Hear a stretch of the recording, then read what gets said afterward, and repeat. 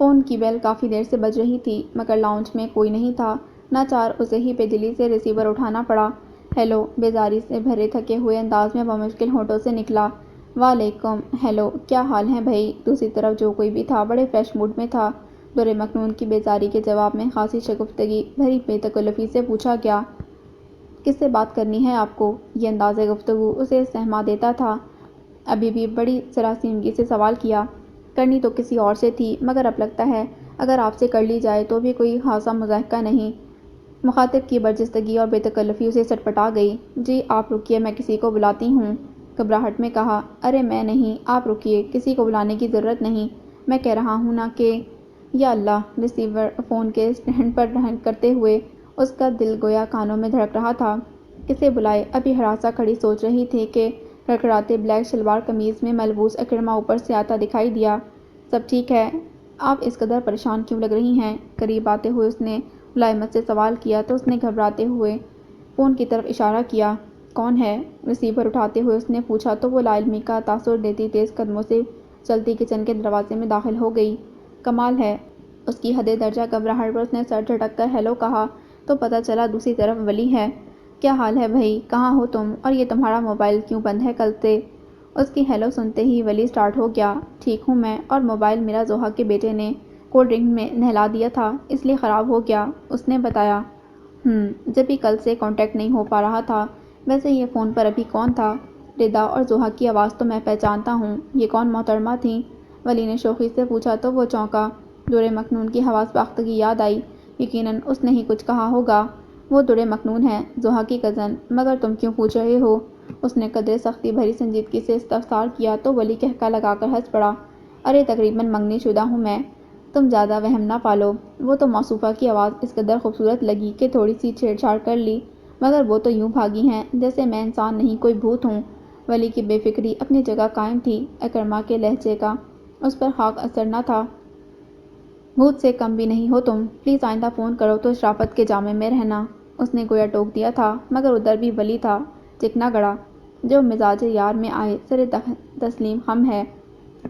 گھامڑ ہو تم، وہ بمشکل ہنسی ضبط کر سکا تھا۔ تم سے کم، ولی پھر بولا۔ بہرحال یہ بتاؤ میری تلاش میں کیوں تھے؟ کوئی کام تھا؟ ہاں، تم پریزیڈنٹ کے پی اے جو لگے ہو، تم سے ہی کام کہوں گا میں۔ اس کے سوال پر خلاف توقع ولی بھنا گیا تھا۔ اسے ہنسی آ گئی۔ پھر یہ کہ تم سے کچھ بات کرنا تھی۔ انفیکٹ ایک پروجیکٹ ملا ہے مجھے، کافی انٹرسٹنگ ہے، بس ٹائم مینجمنٹ اچھی ہونا ضروری ہے۔ سوچا تم سے مل کر ڈسکس کر لوں۔ گھر پر مل سکتے ہو ابھی؟ 1 گھنٹے بعد گھر پر ہی ہوں میں، تم آ جاؤ۔ رسٹ واچ پر نظر ڈالتے ہوئے اس نے دعوت دی۔ کراچی کی ٹریفک کا جو حال ہے وہ کسی سے چھپا نہیں، لہٰذا اس کی تمام تر کوششوں کے باوجود واپسی پر اسے دیر ہو ہی گئی۔ جس وقت وہ گھر میں داخل ہوا تو پتہ چلا سیف کے ساتھ ولی ڈائننگ روم میں منتظر بیٹھا ہوا ہے، تو وہ بھی ادھر ہی چلا آیا۔ السلام علیکم۔ وعلیکم السلام۔ ہو گیا تمہارا 1 گھنٹہ؟ ولی کھڑے ہوتے ہوئے تنزن بولا تھا۔ مصافحہ کرتے مسکرا دیا۔ بس یار، یہ کراچی کا ٹریفک تمہیں تو پتہ ہے۔ ہاں، تم ایک ہی ٹریفک کے مارے ہو، میں تو اڑن قالین پر سفر کر کے آیا ہوں نا۔ وہ ولی ہی کیا جو ہار مان جائے۔ یہ تو ہے، وہ سر کھجا کر رہ گیا۔ وہ تو سیف نے مجھے کمپنی دی، ورنہ میری بوریت تو عروج پر تھی، ساتھ ہی بہترین گرین ٹی بھی پلائی۔ وہ بھی تو بتائیے۔ سیف اپنی کاوش اور تعریف پر پھولے نہیں سما رہا تھا۔ ہاں یہ بھی ہے، ولی کو گویا یاد آیا، پھر اکرما کی طرف دیکھ کر بولا۔ ویسے یار دادی کے ہاتھ کی چائے کا تو لطف ہی اور ہے۔ وہ دادی کے نہیں، دورِ مکنون کے ہاتھ کی چائے تھی ولی بھائی۔ دادی تو اب کچن میں نہیں کام کرتی، سب کچھ اپنی شاگردہ موصوفہ دورِ مکنون کو سکھا دیا ہے انہوں نے۔ سیف غالباً یہ تمہارے کرکٹ گراؤنڈ میں جانے کا ٹائم ہے۔ تنبیہی سنجیدگی سے اس نے سیف کو متوجہ کیا تو وہ جیسے چونکا، وقت کا احساس ہوتے ہی وہ رفو چکر ہوا۔ خیریت، یہ سیف کو کیوں ٹوکا تم نے؟ ولی اس کے جاتے ہی پیچھے پڑ گیا۔ ٹوکا نہیں، یاد دلایا ہے اسے، اس نے رسان سے کہا۔ بکو مت، میں نے تمہاری آنکھوں میں تنبیہ دیکھی تھی۔ ہاں تو غلط کیا ہے اس میں؟ گراؤنڈ پر اس کے فرینڈز ویٹ کر رہے ہوں گے۔ وہ مزید سنجیدہ ہوا تو ولی نے قصداً بات کا رخ موڑ دیا۔ اوکے، چلو پھر تمہارے کمرے میں چل کر بیٹھتے ہیں۔ ٹھیک ہے، اوپر چلو۔ لاؤنج خالی پڑا تھا۔ وہ دونوں سیڑھیاں چڑھتے اوپر آ رہے تھے کہ نیچے جاتے دورِ مکنون سے مٹ بھیڑ ہو گئی۔ اکرما کو کسی اجنبی کے ساتھ دیکھ کر وہ حسب معمول ٹھٹک گئی۔ السلام علیکم۔ اس لمحے ولی اخلاق کی بلندی پر تھا اس نے خوفزدہ نظریں اٹھا کر دونوں کو دیکھا اور جواباً بمشکل وعلیکم السلام کہہ کر ان دونوں کے راستے چھوڑنے پر تیزی سے سیڑھیاں اتر گئی۔ آنسا دورے مکنون، سوالیہ نظروں سے اکرما کو دیکھ کر ولی نے استفسار کیا، جس کے جواب میں اس نے ہاتھ میں پکڑی فائل اس کے سر پر دے ماری۔ سدھر جاؤ۔ دیکھیے دادی، یہ سوٹ میں نے ویڈنگ ریسیپشن کے لیے لیا ہے، دورے مکنون پر کتنا جچے گا؟ اندر دادی کے کمرے میں بیٹھی زوہا جوش سے بول رہی تھی۔ ماشاءاللہ بہت حسین ہے، دورے مکنون کے چاند سے حسن کا ہالہ لگے گا۔ دادی نہال ہو گئی تھیں۔ لاؤنج میں بیٹھے اکرما کو اندر کا منظر صاف نظر آ رہا تھا۔ آج زویا ٹیلر سے وہ سارے کپڑے لے آئی تھی جو دورے مکنون کے لیے اس نے سلوائے تھے۔ اسے پسند نہیں، اسی لیے میں نے بہت ہیوی کام والے سوٹ نہیں لیے، مگر اس کی اسٹچنگ ایسی شاندار کرائی ہے کہ دیکھنے والے دیکھتے رہ جائیں گے۔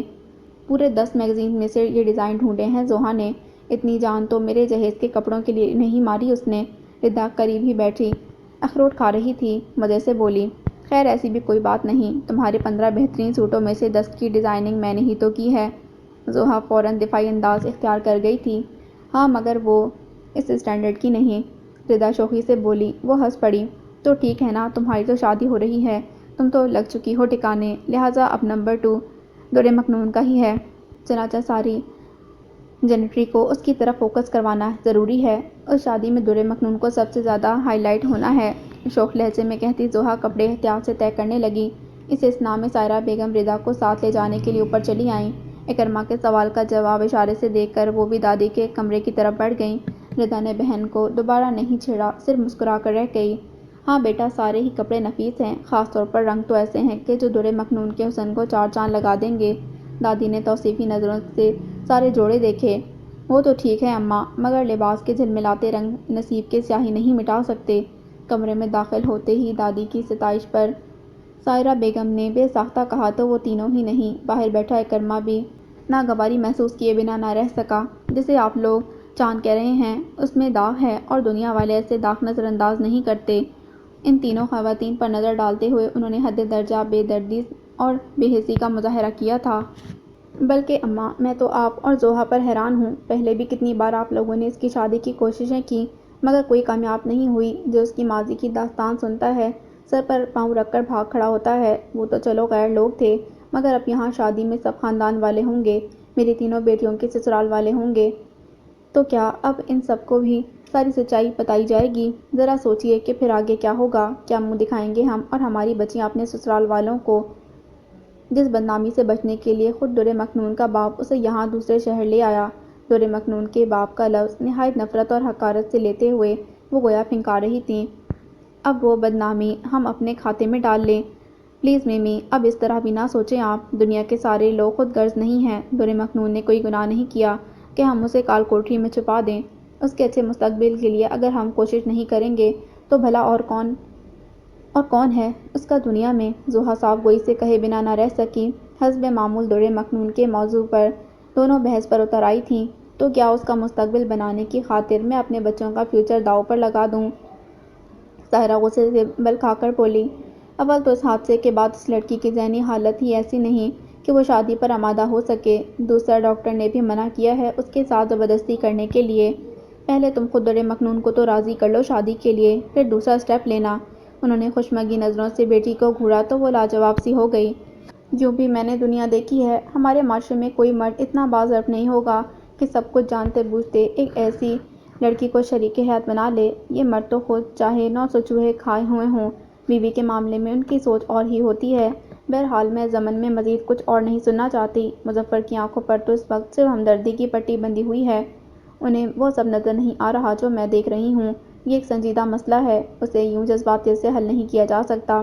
میں سمجھتی ہوں کہ ردا کی شادی کے بعد اس بارے میں سوچیں گے، فی الحال وہ پڑھ لے اور اس کا علاج مکمل ہو جائے، یہی بہت ہوگا۔ یکدم انہوں نے سرد لہجے میں کہہ کر گویا بات ختم کی اور ردا کی طرف متوجہ ہوئیں۔ اماں، آپ کے دوپٹوں کی پیکو بننی رہ گئی تھی نا، وہ مجھے دے دیجئے، میں کرا کر لے آؤں گی۔ دادی ابھی ذرا دیر پہلے والی گفتگو سے کچھ اداس ہو گئی تھیں، خاموشی سے اٹھ کر الماری سے مطلوبہ شاپنگ بیگ نکال کر دیا اور پھر وضو کرنے چل دیں۔ زوہا بھی چپ ہو کر کپڑوں کو بجلی سے شاپر میں ڈالنے لگی۔ اوکے پھر میں چلتی ہوں زوہا، تمہارے پاپا آ جائیں تو دیکھ لینا دورے مکنون نے چائے دے دی ہے انہیں یا نہیں۔ اوکے، سائرہ اسے ہدایت دیتی ردا کے ساتھ رخصت ہو گئیں تو وہ باہر لاؤنج میں چلی آئی جہاں اکرما ابھی تک براجمان تھا۔ پتہ نہیں زندگی واقعی اتنی تلخ ہے یا ہم خود اپنی باتوں سے اسے تلخ بنا لیتے ہیں، بددلی سے کہتی زوہا ابھی تک میمی کے کہے جملوں میں الجھی ہوئی تھی۔ انداز ایسا تعصب بھرا تھا کہ کرما کو متوجہ ہونا پڑا۔ ہر ایک کی اپنی سوچ ہے اور اپنا اپنا نظریہ، ہم کسی پر اپنا پوائنٹ آف ویو زبردستی تھوپ نہیں سکتے، اسی طرح ہر کسی کو ہم سے متفق ہونا بھی ضروری نہیں۔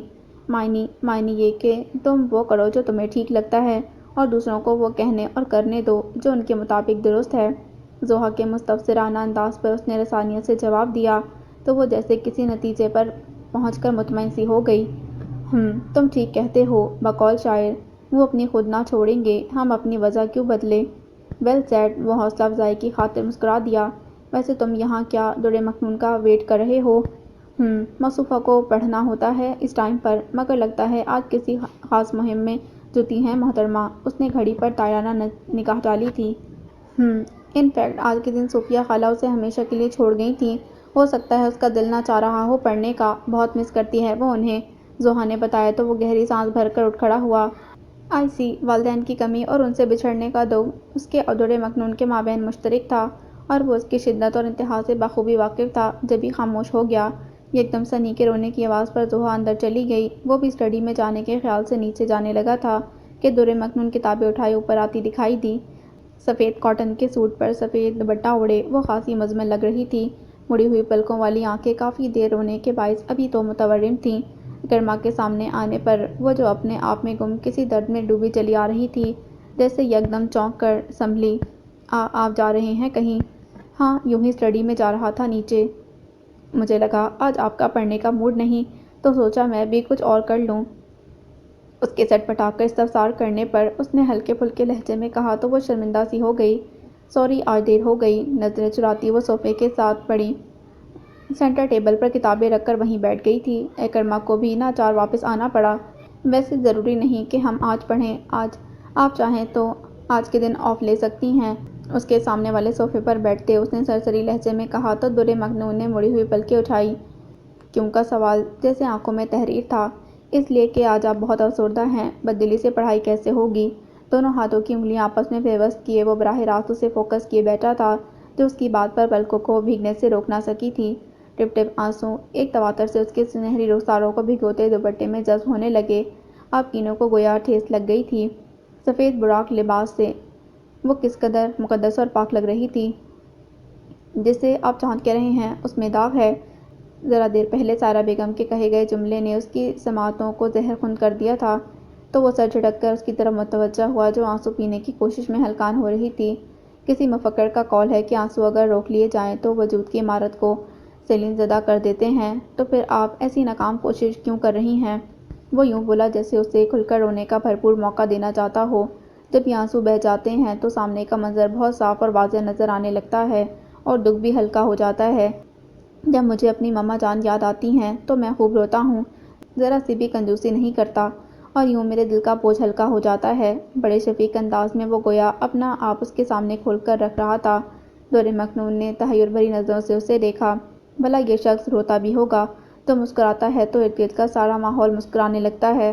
اس نے گویا سامنے بیٹھی لڑکی کو شرمندگی سے نکالا تو وہ جو خفیف ہونے لگی تھی آنچل سے آنسو صاف کرنے لگی۔ آپ بھی، جبکہ دادی آپ کا کتنا خیال رکھتی ہیں، بے اختیار لبوں سے پھسلا تھا۔ اکرما اس کے بول پڑنے پر قدرے حیران ہوا مگر ظاہر کیے بغیر بولا، ہماری زندگی میں ہر رشتے کی اپنی اپنی جگہ ہے در مکنون۔ یہ سچ ہے کہ مجھے ماں باپ کے پیار کی کمی کبھی محسوس نہیں ہوئی کہ دادی اور چچا جان مجھ سے بے انتہا محبت کرتے ہیں، مگر ماں باپ کے وجود کی کمی کبھی کوئی پوری نہیں کر سکتا، خاص طور پر میرے بابا کی جگہ کبھی کوئی پر نہیں کر سکا۔ جب میں چھوٹا تھا تو ان کے کندھے پر سوار ہو کر مسجد جایا کرتا تھا اور جس دن وہ مجھے چھوڑ کر گئے پھر چچا جان کے ساتھ میں ہر بار مسجد گیا، مگر نہ تو بابا کا شفیق کندھا تھا اور نہ ہی وہ ناز اٹھوانے والا بیٹا۔ حالانکہ چچا جان مجھ میں اور سیف میں کبھی فرق نہیں کرتے۔ وہ کسی غیر مرئی نکتے پر نگاہیں جمائے گویا ماضی میں سفر کر رہا تھا۔ یہ نہیں کہ چچا جان کی محبت یا شفقت میں کوئی کمی تھی، بس یہ تھا کہ میں ہی ان سے ویسے ڈیمانڈ نہ کر سکا جیسے کہ اپنے بابا سے کیا کرتا تھا۔ اس کے بردبار لہجے سے کچھ جھلک رہا تھا جسے محسوس کر کے در مکنون اپنے غم سے نکل کر اس کے بارے میں سوچنے لگی تھی اور جب وہ چپ ہوا تو جیسے یہ طلسم بھی ٹوٹ گیا۔ اکرما نے خود میں واپس آتے ہوئے ہلکی سی مسکراہٹ سمیت اسے دیکھا جو بغور اسے سن رہی تھی۔ تو سچ یہ ہے کہ ہر انسان کا ایک ماضی ہے، مگر اپنے ماضی کو سینے سے لگا کر رکھنا غلط ہے۔ زندگی ہمیشہ آگے کی طرف سفر کرتی ہے۔ بلا ضرورت ماضی کے خول میں جھانکتے رہنے سے حال اور مستقبل دھندلانے لگتا ہے۔ ہمیں آگے کی طرف دیکھنا چاہیے، کیا پتہ آگے ہمیں بہت کچھ ملنے والا ہو۔ مگر یہ تو خود فریبی ہے۔ لوگ ہمیں ہمارے ماضی سے شناخت کرتے ہیں۔ اس کی طویل گفتگو کے جواب میں اپنے ہاتھوں کی لکیروں کو بغور دیکھتے ایک عجیب سی حسرت بھری ناامیدی سے لہجے میں درِ مکنون نے کہا۔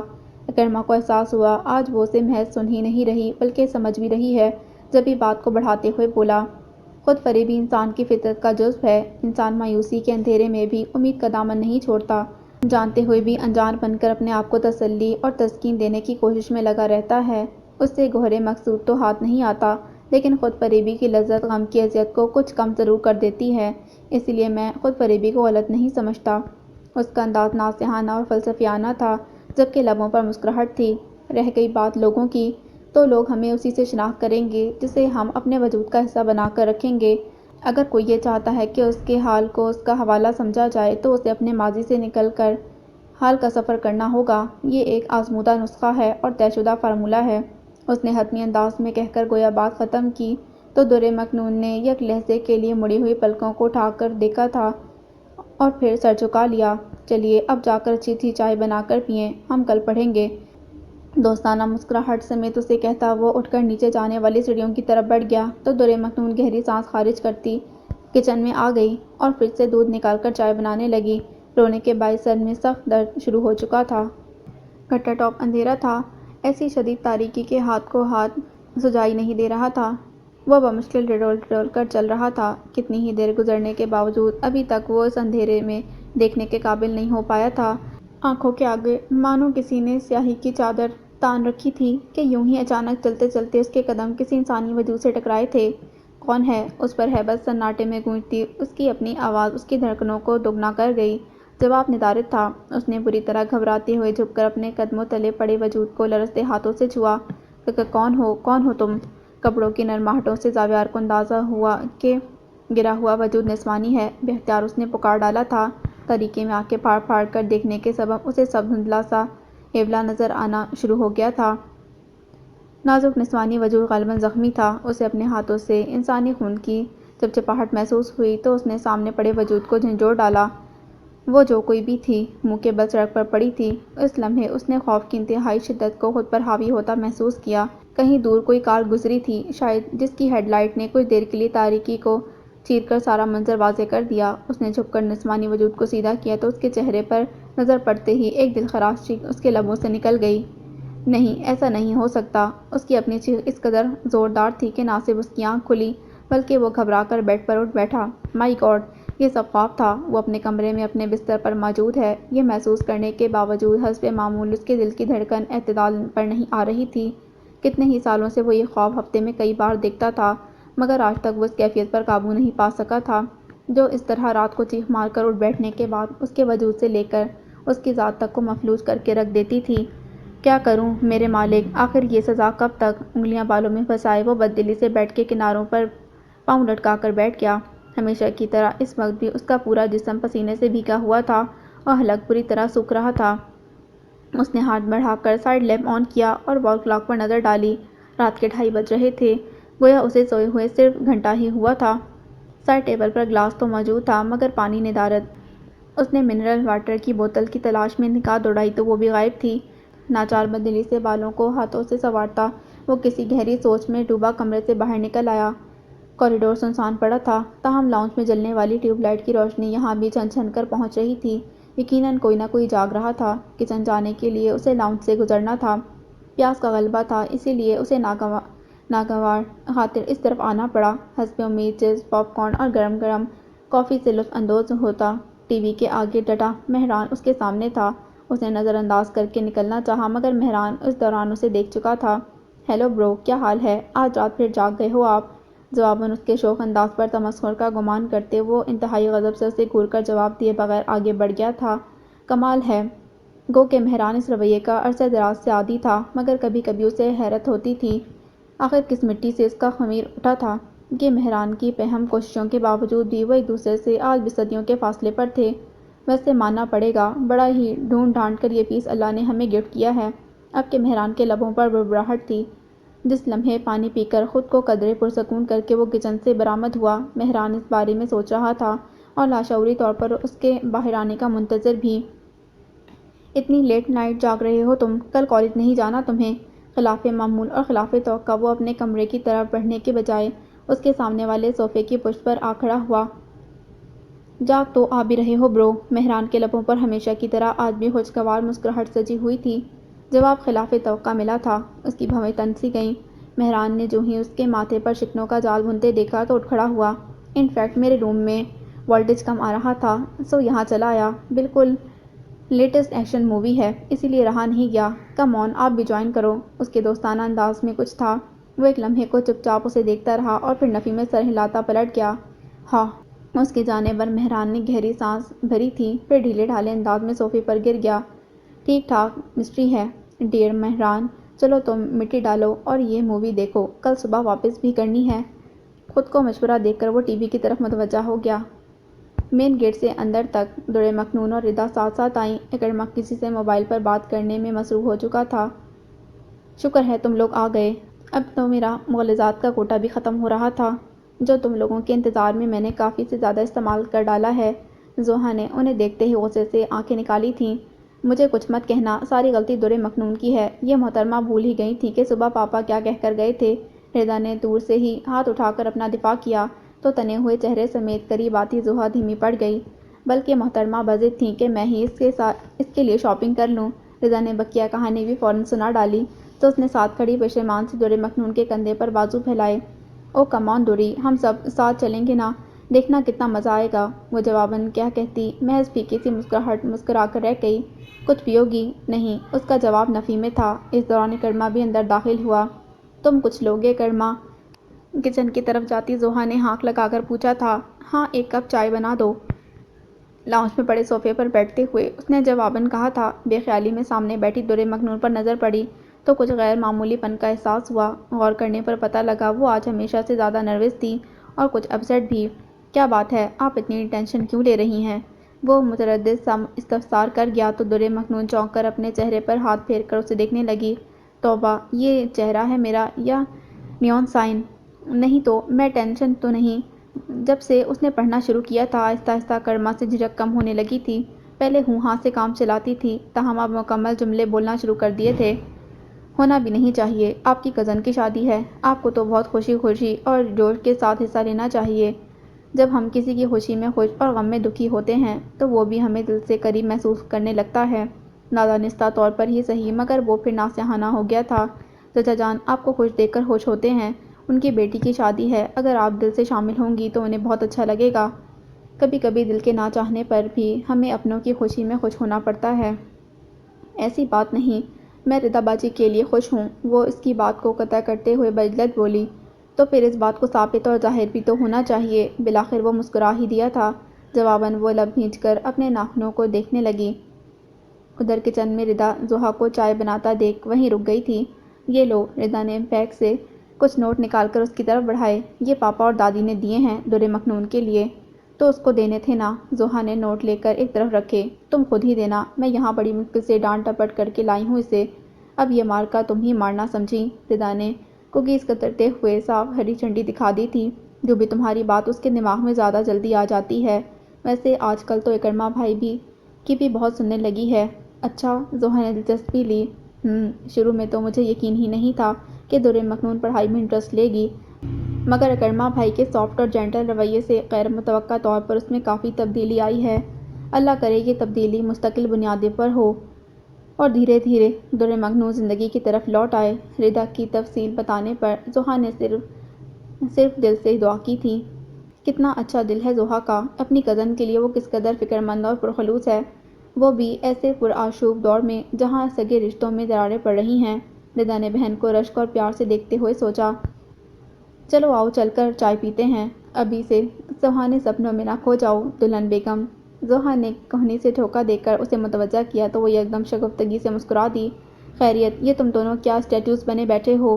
لاؤنج میں آتے ہی زوہا نے دونوں کی خاموشی کا نوٹس لیا تھا۔ تمہارا ویٹ کر رہے تھے، تم چائے بنانے گئی تھی یا پائی گلانے؟ اکرما نے حسب توقع جواب دیا تھا۔ خیر ایسی بھی بات نہیں، اینی وے یہ لو دری۔ نہیں مجھے خواہش نہیں ہے، اس نے سادگی سے انکار کیا۔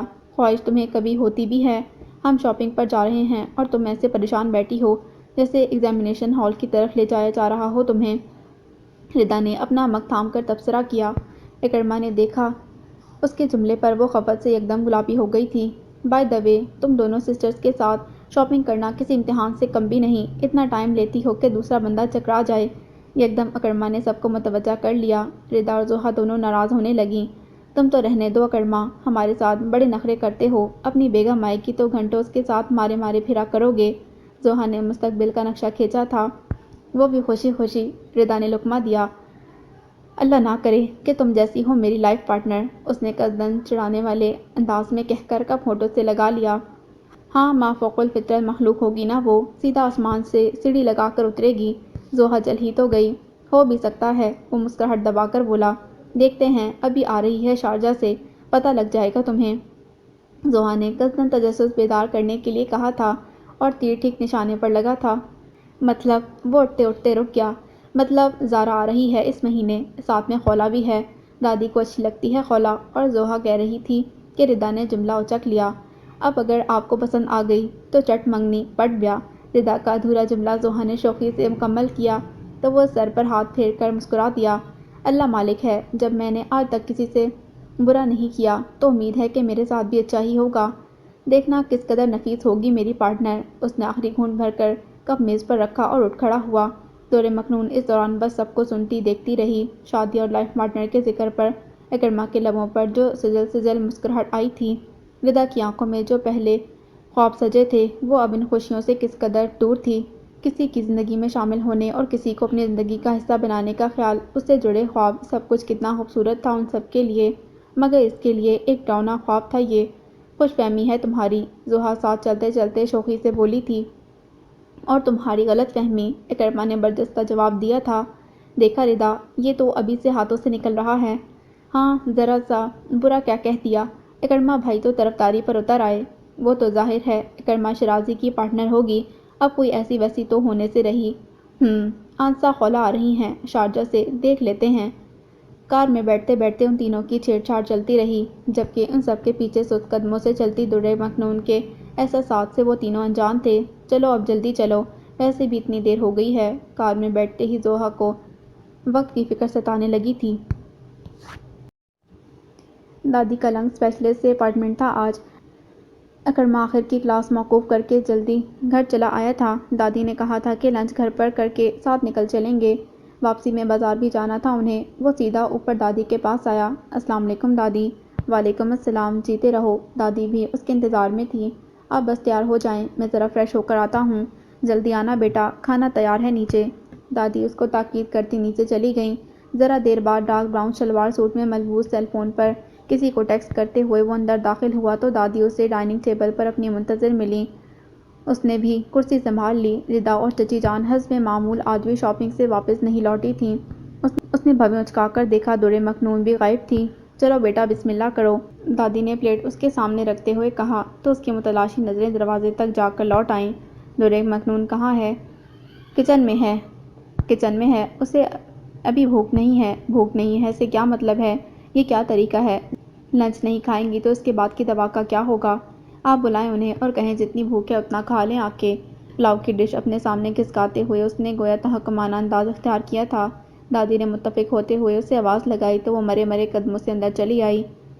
جی دادی، اکرما کی طرف دیکھنے سے قصداً اعتراض کرتے وہ دادی کے سامنے آ کھڑی ہوئی۔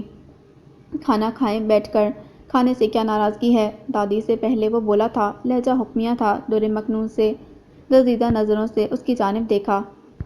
مجھے بھوک نہیں، نظریں جھکائے جھکائے اس نے کمزور آواز میں بودا سا بہانہ بنایا۔ اکرما کی بھویں اس کا جواب سن کر ایک خاص زاویے پر آ کر رکیں۔ آپ کو بھوک نہیں، مگر کھانا کھانے کی ضرورت ضرور ہے، کھانا کھائیے، اور اب اس بارے میں کوئی مزید بحث نہیں ہونی چاہیے، وہ سنجیدگی سے کہہ کر اس کے فرار کی ساری راہیں مسترد کر گیا۔ اس نے بے چارگی سے دادی کی طرف دیکھا، مرتا کیا نہ کرتا کہ مزداق وہ چپ چاپ بیٹھ گئی۔ اکرما کھانے کی طرف متوجہ ہوا تو اسے بھی چند لقمے لینے ہی پڑے۔ ٹھیک سے کھائیں، اس کے بعد دوا بھی لینی ہے آپ کو۔ بظاہر وہ کھانے میں مگن تھا، مگر جب اچانک اس نے ٹوکا تو احساس ہوا کہ وہ اتنا بھی بے خبر نہیں جتنا وہ اسے سمجھ رہی تھی۔ دادی نے سب سے پہلے ہاتھ کھینچا تو دورے مخنون نے فوراً پلیٹ آگے کر کے سرکائی۔ اکرما نے نوٹ کیا تھا مگر اس بار ٹوکا نہیں۔ چلیں دادی، میرا خیال ہے اب ہمیں نکلنا چاہیے۔ کلائی پر بندی گھڑی پر نظر ڈالتے ہی اس نے کہا تو دادی سر ہلا کر اٹھ گئیں۔ دورے مخنون نے اس دوران برتن سمیٹنے شروع کر دیے۔ یہ آپ کیا کر رہی ہیں؟ میں نے کہا نا اب ہمیں نکلنا چاہیے۔ پانی کا گلاس ٹیبل پر رکھتے ہوئے اس نے دورے مخنون کو مخاطب کیا تو وہ جیسے چونک گئی۔ بہت تحکم سے کہہ کر وہ دادی کی طرف متوجہ ہوا۔ میں باہر ہوں دادی، انہیں لے کر آپ آ جائیں، گھر لاک کرنا ہے۔ جائیے دورے مخنون اپنی میڈیسن لیں اور چابی لے آئیں کمرے سے۔ وہ مزید کچھ سننے کے موڈ میں نہیں تھا۔ دورے مخنون نے دادی کو مدد طلب نظروں سے دیکھا مگر وہ بھی پوتے کی حامی نظر آ رہی تھی۔ ٹھیک کہہ رہا ہے وہ، گو کہ دن کا وقت ہے مگر میں اس طرح تمہیں تنہا چھوڑ کر نہیں جا سکتی۔ اکرما کے جاتے ہی وہ بولی، مگر مجھے دل میں ڈر نہیں لگتا دادی۔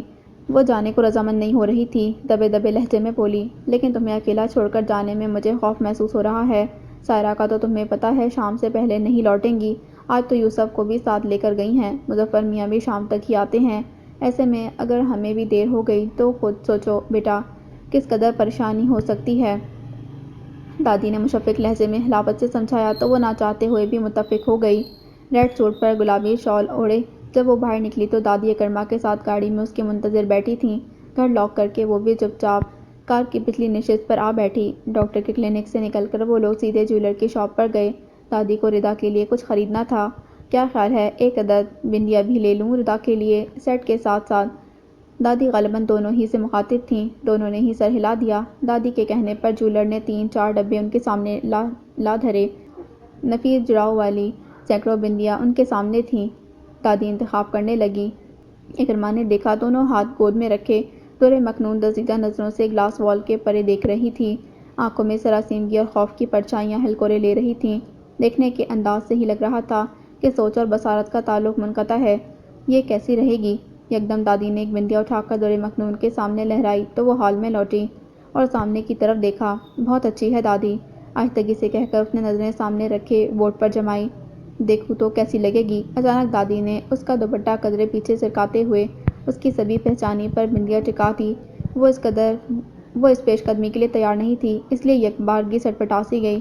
دیکھو اکرما، اچھی لگ رہی ہے نا؟ اب کہ انہوں نے اکرما سے راہیں لینی چاہی تو اس نے ایک لمحے کے لیے دورے مخنون کی طرف دیکھا۔ سادہ چہرے پر محض ٹکیے سے ہی ایسی رعنائی اتر آئی تھی کہ دادی دیکھ کر ماشاءاللہ کہے بنا نہ رہ سکیں۔ وہ بہت پزل ہو رہی تھی۔ اکرما نے آہستگی سے نگاہیں موڑ لیں۔ آپ کی چوائس ہے دادی، اچھی تو ہوگی۔ مبتسم سی مسکراہٹ سمیٹ کر اس نے دادی سے کہا تو وہ متبسم ہو گئیں۔ چل ہٹ، دادی کو بناتا ہے۔ نہیں یقین کریں، سچ کہہ رہا ہوں، وہ بے ساختہ بولا تھا۔ لہجہ یقین دلانے پر مصر تھا۔ دادی ہولے سے ہنس پڑی۔ بس میری پسند کی ہوئی لڑکی کے لیے اسی طرح ہاں کہہ دینا۔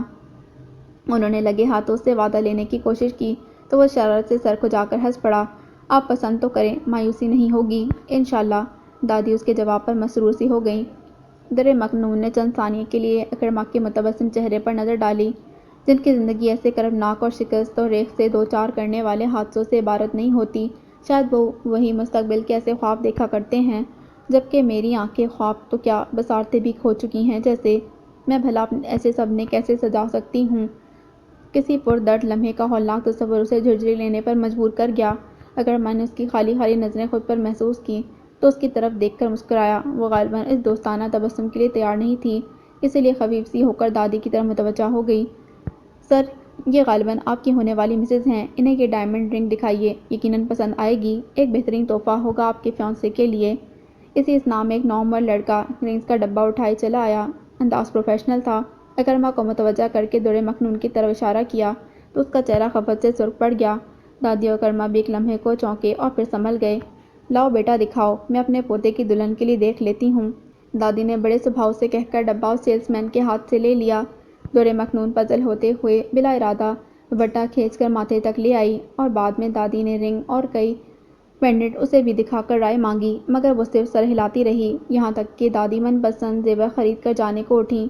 چلیں، اسے گویا زندان سے رہائی ملی تھی۔ ہاں بیٹا آؤ، دادی کہہ کر آگے بڑھیں اور دکان سے باہر نکل آئیں۔ اکرما ان کے پیچھے پیچھے آ رہا تھا۔ دورے مخنون بھی سہج سہج کر قدم اٹھاتی اس کے ساتھ چل رہی تھی۔ اکرما کی رفتار کے ساتھ ہی اس کے قدم رک رہے تھے۔ اس دوران دادی کو راستے میں ایک شاپ پر نہ جانے کیا نظر آ گیا۔ وہ اندر داخل ہو گئی۔ اکرما باہر ہی رک گیا تھا، لہٰذا اسے بھی رکنا پڑا۔ مشورہ ایک امانت ہوتا ہے، جب کوئی آپ سے مشورہ مانگے تو سوچ سمجھ کر دینا چاہیے۔ دادی کے شاپ کے اندر جاتے وہ بولا تھا۔ اس کا جملہ اتنا غیر متوقع تھا کہ گویا دور مکنون کے سر پر سے گزرا۔ جی، میرا خیال ہے دادی کی دکھائی ہوئی کسی چیز کو بھی آپ نے غور سے نہیں دیکھا اور نہ ہی دل سے رائے دی۔ سینے پر بازو لپیٹے وہ اس سے براہ راست مخاطب تھا۔ دور مکنون اس گو شمالی پر خفیف سی ہو گئی۔ ایسی بات نہیں، میں نے کوشش کی کہ اچھا مشورہ دوں، مگر مجھے جولری کے بارے میں زیادہ کچھ معلوم نہیں، ندامت سے کہتے وہ اٹک اٹک کر بولی۔ اگر معلوم نہیں ہے تو اپنی معلومات میں اضافہ کریں۔ ویسے کمال ہے، ایک لڑکی ہو کر آپ کو شاپنگ اور جولری میں دلچسپی نہیں۔ کوائٹ امیزنگ، اس نے قصداً تحیر کا اظہار کیا۔ وہ ایک بار پھر شرمندہ سی ہو گئی۔ میری پسند ناپسند، دلچسپیاں، خواب، میری خوشی اور ارمان سب ایک سیاہ ماتمی رنگ میں ڈوب گئے ہیں۔ اب اے بھلے انسان، تمہیں کیا معلوم کہ کبھی میں کیا تھی؟ اب تو بس یہ وجود زندہ ہے، وہ بھی اس لیے کہ دل کے دھڑکنے کا عمل میرے اختیار سے باہر ہے، ورنہ کبھی جو ایک ذات تھی وہ میرے اندر عرصہ ہوا اندر ہی کہیں دفن ہو چکی ہے۔ یہ میرا وجود تو ایک چلتا پھرتا مقبرہ ہے بس۔ وہ اپنی الجھی ہوئی سوچوں میں الجھے جا رہی تھی۔ اکرما نے اس کو بغور دیکھا تو احساس ہوا کہ انجانے میں صحیح اس نے دور مکنون کے زخم چھیل دیے ہیں۔ واپسی پر دور مکنون مانند بدھ بیٹھی رہی تھی۔ دادی البتہ خوش تھیں کہ آج پہلی بار وہ ان کے ساتھ شاپنگ پر آئی تھی، اور ان کے لیے یہ بھی بہت تھا کہ عدم توجہی اور بے دلی سے ہی صحیح وہ کم از کم گھر سے باہر تو نکلی۔ یہی نہیں بلکہ ان کے پوچھنے پر مشورے بھی دیے تھے اس نے۔ حسب توقع نیلوفر 2 دن کلاس میں نہیں آ سکی تو تیسرے دن وہ ماما سے اجازت لے کر اس کی عیادت کے لیے چلی گئی۔ انسٹی ٹیوٹ کی بیک سائڈ والی روڈ پر گھر تھا اس کا۔ پہنچنے میں دشواری نہیں ہوئی، البتہ یہ جان کر مایوس ہوئی کہ نیلی اس وقت دوا کھا کر سو چکی تھی۔ اسے اچانک زاویار کا خیال آیا، پرسوں صبح اسے لاہور چلے جانا تھا، کیوں نہ آج آسما لاؤنج میں چلا جائے۔ ذہن نے مشورہ دیا تو اس نے مزید سوچنے کی زحمت نہ کی اور کار مطلوبہ ایڈریس کی طرف موڑ لی۔ السلام علیکم۔ ذرا دیر بعد وہ آسما کے سامنے موجود تھی۔ وعلیکم السلام، کیا حال ہے؟ آسما اسے دیکھ کر حیران ہوئی۔ وہ ایک بار پھر بنا اطلاق کی چلی آئی تھی، مگر اس کا آنا بہت اچھا لگا۔ الحمدللہ پرفیکٹ، آپ سنائیں؟ میں ٹھیک ہوں، شکر ہے اللہ کا۔ آسما اس کی بے تکلفی پر مسکرا کر متانت سے بولی اور اسے ساتھ لیے لاؤنج میں چلی آئیں۔ دیٹس گڈ، مجھے یاد کیا پچھلے دنوں، یا بھول گئیں؟ یاد ہے، کہا تھا نا میں نے کہ یہ مہمان بلائے جان ہوگا آپ کے لیے۔ ارے ایسا نہیں، ویسے میں نے واقعی یاد کیا تمہیں، اچھا لگا تم سے مل کر، خوشی ہوئی۔ ریئلی؟ آسما کی بات پر وہ یک دم خوش ہو گئی تھی۔ ویسے ابھی زوی ہوتا تو جیلس ہو جاتا یہ سن کر، بڑی یقین سے کہا تھا اس نے، پھر یوں ہی سرسری سے انداز میں ادھر ادھر دیکھا۔ بائی دا وے، زوی کہاں ہے؟ وہ ٹھیک ہے، شام تک واپسی ہوتی ہے اس کی۔ آئی سی، ان فیکٹ میں کچھ دنوں سے کال کر رہی ہوں اسے، مگر وہ ریسیو نہیں کر رہا۔ میں سمجھی شاید بیمار ہے، اس لیے خیریت پتہ کرنے چلی آئی۔ ارے نہیں، اللہ کا شکر ہے وہ بالکل ٹھیک ٹھاک ہے۔ ہاں 4 دن پہلے آفس کے کسی کام کے سلسلے میں شہر سے باہر گیا ہوا تھا، شاید کام کی مصروفیت کی وجہ سے تمہاری کال ریسیو نہ کی ہو، آسما دفاعی انداز میں بولی۔ ان کے لہجے میں جو اطمینان تھا، اس سے یوں لگا جیسے وہ زامیار کے اس معمول کی عادی ہوں۔ کیا وہ اکثر آؤٹ آف ٹاؤن ہوتا ہے؟ نہیں، کبھی کبھی تو کئی ہفتے کہیں نہیں جاتا، اور کبھی ہفتے میں 2 بار جانا پڑ جاتا ہے اسے، کبھی 1 دن تو کبھی 4-5 دن کے لیے بھی جاتا ہے۔ اچھا، اس نے کچھ سوچتے ہوئے کہا۔ ویسے اس کا زخم اب کیسا ہے؟ کیسا زخم؟ آسما حیران رہ گئی سوال پر۔ وہی جو اس کے بازو پر لگا تھا، 3-4 دن پہلے کلینک میں دیکھا تھا اسے، جہاں سے اس نے ڈریسنگ کرائی تھی۔ اس نے سیدھے سبھاؤ سب کچھ کہہ ڈالا، کیونکہ آسما کے رویے سے اسے اندازہ ہو گیا غالباً انہیں زاویار کی چوٹ کے بارے میں علم نہیں۔ ڈریسنگ؟ آسما پریشان ہو اٹھی۔ مگر اس نے تو کچھ نہیں بتایا مجھے۔ کیا آپ کو پتہ ہے کہ 4 دن پہلے وہ کہاں گیا تھا؟ اسلام آباد۔ وہ اکثر اسلام آباد جاتا ہے، اس کے آفس کی ایک برانچ وہاں ہے۔ تو ہو سکتا ہے کوئی ایکسیڈنٹ ہوا ہو یا کہیں سے بھی چوٹ لگ گئی ہو، مگر اس نے آپ کو لاعلم رکھا، یہ حیرت کی بات ہے، ورنہ اسے تو ہمیشہ اپنی ذرا سی تکلیف پر پورے گھر کو سر پر اٹھا لینے کی عادت تھی۔ آسما کی لا علمی پر اسے حیرت نے آ گھیرا تھا۔ اچھا، مگر اب وہ بالکل بھی ایسا نہیں ہے شہرین، میں نے تو اسے اس کے برعکس پایا ہے۔ گزرے سالوں میں اس نے اپنی کسی تکلیف یا پریشانی کا مجھ سے ذکر نہیں کیا، کوئی دکھ نہیں بانٹا۔ آسما کے چہرے پر عجیب سی حیرت در آئی تھی، جس پر شہرین نے انہیں بغور دیکھتے ہوئے بے اختیار سوال کر ڈالا، کیا یہ بھی نہیں بتایا کہ وہ ہم سب کو چھوڑ کر لاہور سے کراچی کیوں چلا آیا؟ نہیں، آسما نے نفی میں سر ہلایا۔ اور آپ نے پوچھا بھی نہیں؟ وہ متعجب ہوئی تھی۔ پوچھا تھا ایک بار، لیکن مجھے ایسا محسوس ہوا کہ وہ اس ذکر سے بہت اریٹیٹ ہو گیا تھا، اس لیے دوبارہ نہ پوچھا میں نے، نہ اس نے بتایا۔ وہ واقعی بہت انٹروورٹ ٹائپ کا ہے۔ اگر کوئی بات اس نے نہ بتانے کی ٹھان لی ہے تو اس سے گلوانا ناممکن ہے، اور اب تو وہ اور بھی انپریڈکٹیبل ہو گیا ہے، شہرین نے سنجیدگی سے کہا تھا۔ آسماں گہری سانس بھر کر رہ گئی۔ مگر آپ فکر نہ کریں، وہ یقیناً ٹھیک ہو گیا ہوگا، اسی لیے تو جاب پر بھی جا رہا ہے۔ ہاں یہ تو ہے، چلو خیر تم آؤ، تمہیں اچھا سا لنچ کرواتی ہوں۔ آسماں کچھ سوچ کر اٹھی۔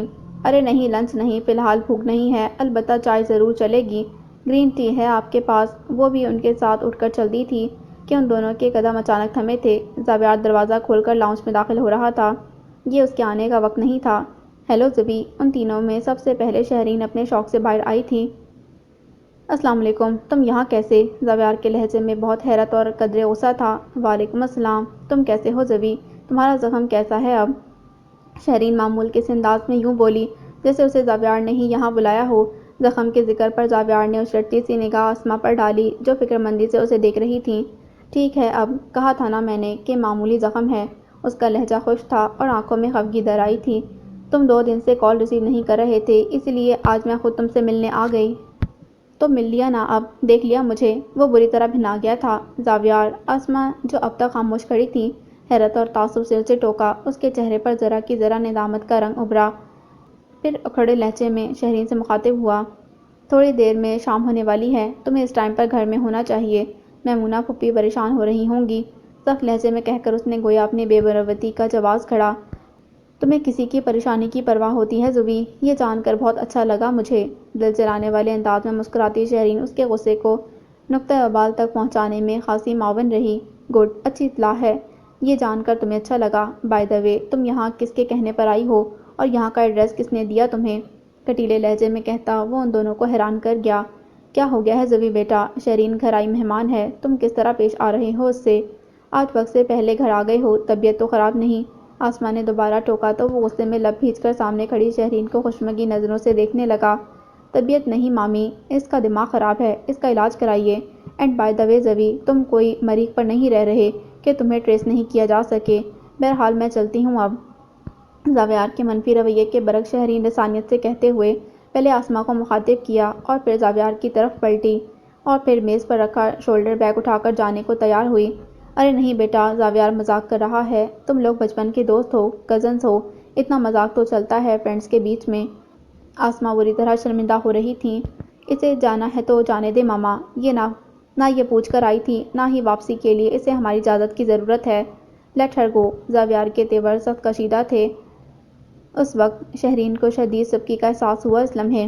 زاویار، کیا ہو گیا ہے تمہیں؟ آسماں کو پریشانی کے ساتھ ساتھ تعصب بھی ہوا۔ رہنے دیں مامی، اس کا دماغ الٹ گیا ہے، میں ایسے لوگوں کی باتوں کا برا نہیں مناتی۔ ایسے کے لفظ پر زور دیتے وہ بولی اور اللہ حافظ کہہ کر قدم باہر کی طرف بڑھا دیے۔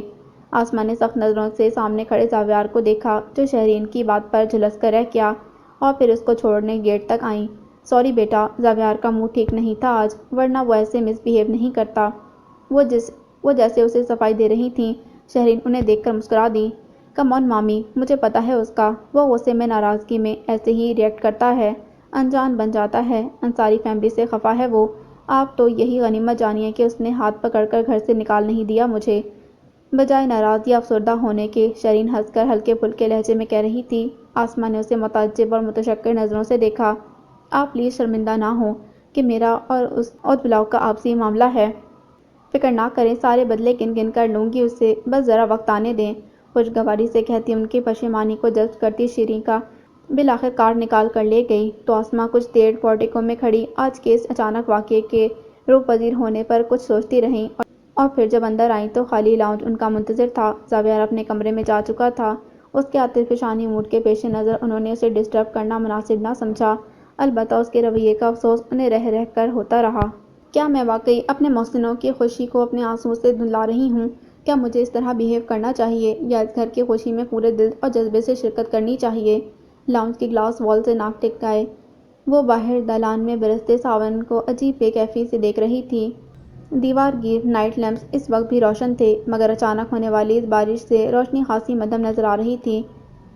الیکٹرک بلیو سوٹ پر بلیک لانگ کارڈیگن پہنے وہ اپنا محاسبہ کر رہی تھی۔ نیند اس کی آنکھوں سے کوسوں دور تھی، جبکہ پورا گھر نیند میں ڈوبا ہوا تھا۔ اس نے لاؤنج کی لائٹ آن کرنے کے بجائے یوں ہی گلاس وال کے کرٹنز ہٹا کر روشنی کو اندر آنے کا راستہ دیا۔ دسمبر کی سرد رات تھی، اس پر باہر برستی بنا اطلاع دیے مہمان کی آمد جیسی بارش میں دادی کے الفاظ اس کے گرد گونج رہے تھے۔ جو چلا گیا اس کا دکھ اپنی جگہ صحیح، مگر یہ بھی تو سوچو بیٹا کہ آج تم محفوظ ہو، اپنے والدین کا سایہ سر سے اٹھنے کے بعد بھی امان میں ہو۔ کیا یہ مقام شکر نہیں؟ ورنہ ایسی کتنی ہی حرمہ نصیب لڑکیاں ہیں جن کو معاشرے کی ٹھوکروں کے حوالے کر دیا جاتا ہے، جن کا کوئی مستقبل نہیں ہوتا، بلکہ کتنی ہی معصوم دوشیزائیں ظالم اور بے ضمیر NGOs کے ہتھے چڑھ کر رہی سہی عزت بھی گنوا بیٹھتی ہیں۔ انصاف تو انہیں خیر کیا ملے گا، بلکہ جس حادثے کی خبر صرف 2 افراد کو ہوتی ہے، پھر اس بیان بچے بچے کی زبان پر ہوتا ہے۔ دادی نے بہت پیار سے سمجھایا تھا اسے، ان کے الفاظ اس کے اندر تک اتر گئے تھے۔ میں یہ نہیں کہتی کہ جو ہوا اسے بھولنا آسان ہے، مگر بیٹا جب تک اللہ نے زندگی دی ہے، جب تک تو زندہ رہنا ہی ہے نا۔ آخر کب تک اس غم کو دل سے لگا کر جیو گی؟ اور زندگی میں اگر تم آگے کی طرف دیکھو گی اور زندگی میں آگے بڑھو گی تو تمہاری راہ نہیں روک سکے گا کوئی، سوائے تمہارے حافظے اور تمہارے دل کے۔ اگر کوئی اسے گلے سے لگاتے انہوں نے انتہائی شفقت اور حلاوت سے کہا تھا، ایک بات یاد رکھنا بیٹا، دنیا ہنسنے والوں کے ساتھ ہنستی تو ہے، پر آنسو بہانے والوں کے ساتھ نہ تو روتی ہے، نہ ہی بہت دن کسی کے آنسو پوچھتی ہے۔ جو حادثہ تم پر گزرا اس میں تمہارا کوئی قصور نہیں تھا، پر خود کو سزا بھی تو نہ دو میری بچی۔ ردا کے لیے شاپنگ کرتے ہوئے انہوں نے اس کے لیے ایک نازک سا پینڈنٹ بھی خریدا تھا۔ اسے دیتے ہوئے انہوں نے حسب سابق اسے پیار سے سمجھانے کی کوشش کی تھی، لڑکیاں والیاں سجی سنوری ہی اچھی لگتی ہیں، تمہاری بہن کی شادی ہے، زوہا اور زارا کی طرح بڑھ چڑھ کر حصہ لو بیٹا، اور دکھ کی اس سیاہ چادر کو اتار پھینکو۔ اپنے ہاتھ سے نہایت پیار کے ساتھ وہ پینڈنٹ پہناتے ہوئے دادی نے اپنائیت اور استحقاق سے کہا تو وہ بے بس ہو کر رہ گئی تھی، چاہتے ہوئے بھی وہ دادی کو انکار نہ کر سکی تھی، اور اسے یہ تحفہ قبول کرنا ہی پڑا تھا۔ ان سب چیزوں سے اسے پہلے کبھی لگاؤ ہوا کرتا تھا، فیشن کے کپڑے اور جیولری، نئے ٹرینڈز کے شوز اور امپورٹڈ کاسمیٹکس، اسے ہمہ وقت کچھ نہ کچھ چاہیے ہوتا تھا۔ سارا وقت وہ ماما کے کان کھایا کرتی، ہر سیزن کے لیے اس کی ہر بار نئی فرمائش ہوا کرتی تھی۔ کبھی ماما بڑے آرام سے مان جایا کرتیں اور کبھی اسے بابا کی سفارش بھی کرنی پڑتی، کچھ اکلوتے ہونے کا فائدہ بھی وہ اٹھایا کرتی تھی۔ اپنی ڈریسنگ اور خوبصورت شخصیت کے باعث وہ ہمیشہ سب میں نمایاں نظر آتی تھی، باوجود فیشن کے تقلید کے وہ ہمیشہ ہی وہی ٹرینڈز اپناتی جو اس کی سادہ اور سحر انگیز شخصیت کو سوٹ کرتے تھے۔ یہی وجہ تھی کہ بابا سے سفارش کروانے کی ضرورت کم ہی پڑتی تھی۔ مگر کل اور آج میں کتنا فرق تھا، کتنا فاصلہ تھا، شاید ہزاروں سال سے بھی زیادہ۔ کاش یہ ایک بھیانک خواب ہوتا۔ آنکھ کھلتی اور وہ خود کو بابا اور ماما کی شفقت بھری آغوش میں پاتی۔ کہاں وہ درڑ مکنون جسے خوش بختی کی علامت سمجھا جاتا تھا، اور کہاں یہ بد نصیب مظلوم جو تیرا بختی کا جلتا نشاں تھی۔ جب سے دادی نے اسے پینڈنٹ پہنایا تھا، لگ رہا تھا جیسے کوئی بھاری توق اس کے گلے میں ڈال دیا گیا ہے، جس کے بوجھ سے اس کی گردن جھکی جا رہی ہے۔ جب کھڑے کھڑے تھک گئی تو وہیں ماربل فرش پر بیٹھ گئی۔ اس نے بے خیالی میں گلے میں پہنے پینڈنٹ کو آہستگی سے چھوا۔ اگر آج سے چند سال پہلے اسے یہ تحفہ ملتا تو وہ کتنی نہال ہوتی۔ اپنے اس شوق کے ہاتھوں اسے اکثر ماما سے ڈانٹ پڑ جاتی تھی، خاص طور پر جب وہ کسی تقریب میں جانے سے پہلے ماما کے جیولری باکسز کھول کر بیٹھ جاتی تو ماما کی روک ٹوک شروع ہو جاتی۔ عورت کا سنگھار اس کے شریک حیات کے لیے ہوتا ہے بیٹا، کنواری لڑکیوں کو زیب نہیں دیتا کہ وہ اس قدر ہیوی جیولری اور ہیوی میک اپ کرے۔ ارے کوئی دیکھنے والا بھی تو ہو۔ وہ اس کے سنہرے مکھڑے پر باہر دکھاتے طلائی زیور دیکھ کر دل ہی دل میں ماشاءاللہ کہتے ہوئے نظر پھیر کر بظاہر سنجیدگی سے کہتی، یہ کیا بات ہوئی ماما، اب اگر میری شادی نہیں ہوئی یا کوئی لائف پارٹنر نہ ملا تو کیا ساری زندگی میں بس ترستی رہوں گی؟ وہ ٹھنک کر کہتی، اور ماما جیسے دہل سی جاتی، خدا نہ کرے ایسا ہو، ایسی باتیں بلا سوچے سمجھے منہ سے نہیں نکالتے بچے۔ خدا تمہیں قدردان اور محبت کرنے والا شریک حیات عطا فرمائے، ازدواجی زندگی کی تمام خوشیوں سے تمہارا دامن بھرے۔ بے اختیار اسے خود سے لگاتے ماما کے لب محو دعا ہو جاتے۔ وہ خود اپنی چالاکی پر مسکراتے ہوئے گرم لوہے پر چوٹ لگاتی، چلیں جب کی جب دیکھی جائے گی، پلیز آج تو یہ چھوٹی چھوٹی ایئرنگز پہننے دیں۔ چہرے پر جہاں بھر کی معصومیت لاتے ہوئے وہ ماں کو پرامید نظروں سے دیکھتی تو انہیں گویا مانتے ہی بنتی۔ توبہ ہے یہ لڑکی، ضد تو جیسے تمہاری گھٹی میں پڑی ہے، منوا کے ہی چھوڑنا اپنی۔ بظاہر ناراضگی سے کہتی ماما اس کے ہاتھ پر حسب خواہش چیزیں دھرتی تو وہ یو آر سو سویٹ ماما کہہ کر ان سے لپٹ جاتی۔ ٹھنڈے فرش پر دونوں گھٹنوں کے گرد بازو لپیٹے بیٹھی وہ ماضی کے خوبصورت لمحوں میں کھوئی ہوئی تھی کہ اچانک ٹک کی آواز کے ساتھ لاؤنج میں لگے فانوس کی روشنی بھی اندھیرا اور اس کا تصور دونوں یک لک ٹوٹ گئے۔ اس نے یکدم گھٹنوں سے سر اٹھا کر دیکھا۔ لائٹ جلانے والا اکرما تھا۔ ادھر اکرما شام کو اپنی کتابیں یہیں لاؤنج میں بھول گیا تھا۔ رات گئے مطالعہ کرتے ہوئے یاد آیا کہ ریفرنس بک تو نیچے چھوڑ آیا ہے، لہذا سب کی نیند کا خیال کرتے ہوئے دبے پاؤں آ کر لائٹ جلائی تو لاؤنج کے آخری سرے پر گلاس وال کے پاس بیٹھی درِ مکنون سر اٹھائے اس کی نظروں کی گرفت میں آ گئی۔ درِ مکنون، آپ اب تک جاگ رہی ہیں؟ جھک کر کتاب اٹھاتے اٹھاتے وہ چونک گیا تھا۔ سب ٹھیک تو ہے؟ Are you okay? جواب نہ ملنے پر وہ کتاب اٹھا کر مسترد سا اس کے پاس چلا آیا، جو اس وقت شرمندہ سی ہو رہی تھی۔ ضبط گریہ سے سرخ ہوتے چہرے پر خفت صاف پڑی جا رہی تھی۔ دیکھنے سے تو نہیں لگ رہی۔ بہرحال جہاں تک میرا خیال ہے یہ آپ کے سونے کا ٹائم ہے، وقت پر سوئیں گی نہیں تو صحت کیسے اچھی ہوگی آپ کی؟ یکدم اس کا متردد لہجہ قدرے ناصحانہ ہو گیا تھا۔ وہ کتاب تھامے اس کے سر پر سوار تھا، لاچار اسے فرش سے اٹھنا ہی پڑا۔ وہ اس قدر سردی میں آپ اس ٹھنڈے فرش پر بیٹھی ہیں، جانتی ہیں کہ آج کل کتنا انفیکشن اور فلو پھیلا ہوا ہے، آخر آپ زندگی اور صحت کو اس قدر لائٹلی کیوں لیتی ہیں؟ باہر بارش اور اندر وہ برس رہا تھا۔ بہت دھیمی آواز تھی اس کی، تاہم لہجہ خاصی ناراضگی لیے ہوئے تھا۔ درِ مکنون اپنا رونا بھول بھال شرمسار سی سر جھکائے کھڑی تھی۔ بہرحال آئندہ میں یہ سب نہ دیکھوں، جا کر سکون سے سوئیں تاکہ صبح فریش ہو کر اٹھیں۔ ایگزامز میں بہت کم وقت بچا ہے، جاگنا ہے تو صرف اسٹڈیز کے لیے جاگا کریں، اپنا پوٹینشیل پازیٹیو ریزرو کریں۔ حسب سابق وہ شروع ہو چکا تھا۔ چلیں اوپر جا کر دادی کے پاس سوئیں جائیں، شاباش۔ مگر وہ دادی تو سو رہی ہوں گی؟ جھجکتے ہوئے بولی تو اس کی بھویں تن گئیں۔ ظاہر ہے ہر کوئی آپ کی طرح یہاں اندھیرے میں بیٹھ کر گلاس ونڈو کے اس طرف برستی بارش تو انجوائے کرنے سے رہا، یقیناً دادی بھی سو رہی ہیں، مگر اس سے فرق نہیں پڑتا، آپ خاموشی سے دبے پاؤں چلی جائیں۔ گویا کہ اس سے معمول کے سے انداز میں کہہ رہا تھا، مگر درِ مکنون کے دل پر جیسے ضرب پڑی تھی۔ بلا ارادہ انتہائی شاکی انداز میں نظر اٹھی تھی۔ جواباً اس نے گہری سانس بھر کے اس کی طرف دیکھا جو اس لمحے درد میں ڈوبا گیت کوئی لرزیدہ آنسو لگ رہی تھی۔ میں نے کہا نا آپ دادی کی طرف سے پریشان نہ ہوں، ان کی نیند اتنی کچی نہیں، ویسے بھی کچھ دیر میں ان کا تہجد پڑھنے کا وقت ہو جائے گا، وہ تو یوں بھی جاگ ہی جائیں گی۔ کچھ تھا اس کی نگاہ میں کہ اکرما نے اپنے لہجے کو بے اختیار نرم کرتے ہوئے کہا، مگر درِ مکنون کے دل کو کچھ چھپا تھا۔ جب یہ افسردگی سے اوپر کی جانب بڑھ گئی، اکرما نے چند ثانیے اسے جاتے دیکھا اور پھر خود کو سنجش کرتا اسٹڈی کی طرف چلا آیا۔ اسے احساس ہو گیا تھا اس کی زبان سے نکلے جملے نے درِ مکنون کو ہرٹ کیا ہے، اسی لیے دل میں شرمندگی محسوس ہو رہی تھی۔ رات دیر سے سونے کے باوجود حسب عادت اس کی آنکھ 6 بجے ہی کھل گئی تھی۔ وہ باتھ روم جا کر فریش ہو کر آیا تو کچن سے آتی چائے کی خوشبو کی اشتہا جگانے میں 100% کامیاب رہی۔ قدم بے اختیار کچن کی جانب اٹھے تھے، تاہم دروازے پر پہنچ کر وہ ٹھٹک گیا۔ خلاف توقع اندر درِ مکنون چائے دم دے رہی تھی، اس کی آہٹ پر وہ متوجہ ہو کر پلٹی تھی۔ صبح بخیر، اکرما زیر لب مسکراتا دوستانہ لہجے میں کہتا اندر چلا آیا۔ جواباً وہ خاموشی سے دوسرا کپ نکالنے لگی۔ آپ رات سوئی ہی نہیں یا صبح جلدی بیدار ہو گئیں؟ اپنے سامنے چائے کا کپ اور شکر لا کر رکھنے پر وہ یوں ہی بول پڑا تھا۔ جواباً درِ مکنون نے محض ایک نظر دیکھنا کافی جانا۔ کچھ تھا اس کی نگاہ میں، کچھ کہتی سنتی تیکھی سی نظر تھی۔ ہونٹوں سے مگ لگاتے اکرما بے اختیار چونکا تھا۔ ایک گہری نظر اس کے چہرے پر ڈالی تو احساس ہوا کہ کل کے فکرے کا اثر اب بھی اس پر قائم تھا اور ایک خفیف سی ناراضگی اس کے انداز سے جھلک رہی تھی۔ کمال ہے، رد عمل، اور وہ بھی محترمہ درِ مکنون کی جانب سے۔ اسے حقیقتاً حیرت ہو رہی تھی۔ کمال ہے، رد عمل، اور وہ بھی محترمہ درِ مکنون کی جانب سے۔ اسے حقیقتاً حیرت ہو رہی تھی۔ گزرے اتنے عرصے میں اس نے ناصحانہ ہوتے ہوئے اسے نرم لہجے میں ہی صحیح کئی بار سخت سوست کہا تھا، مگر اس بار درِ مکنون کی نظروں میں ایک ناگفتہ بحثی حدت تھی۔ اکرما زیر لب مسکرایا۔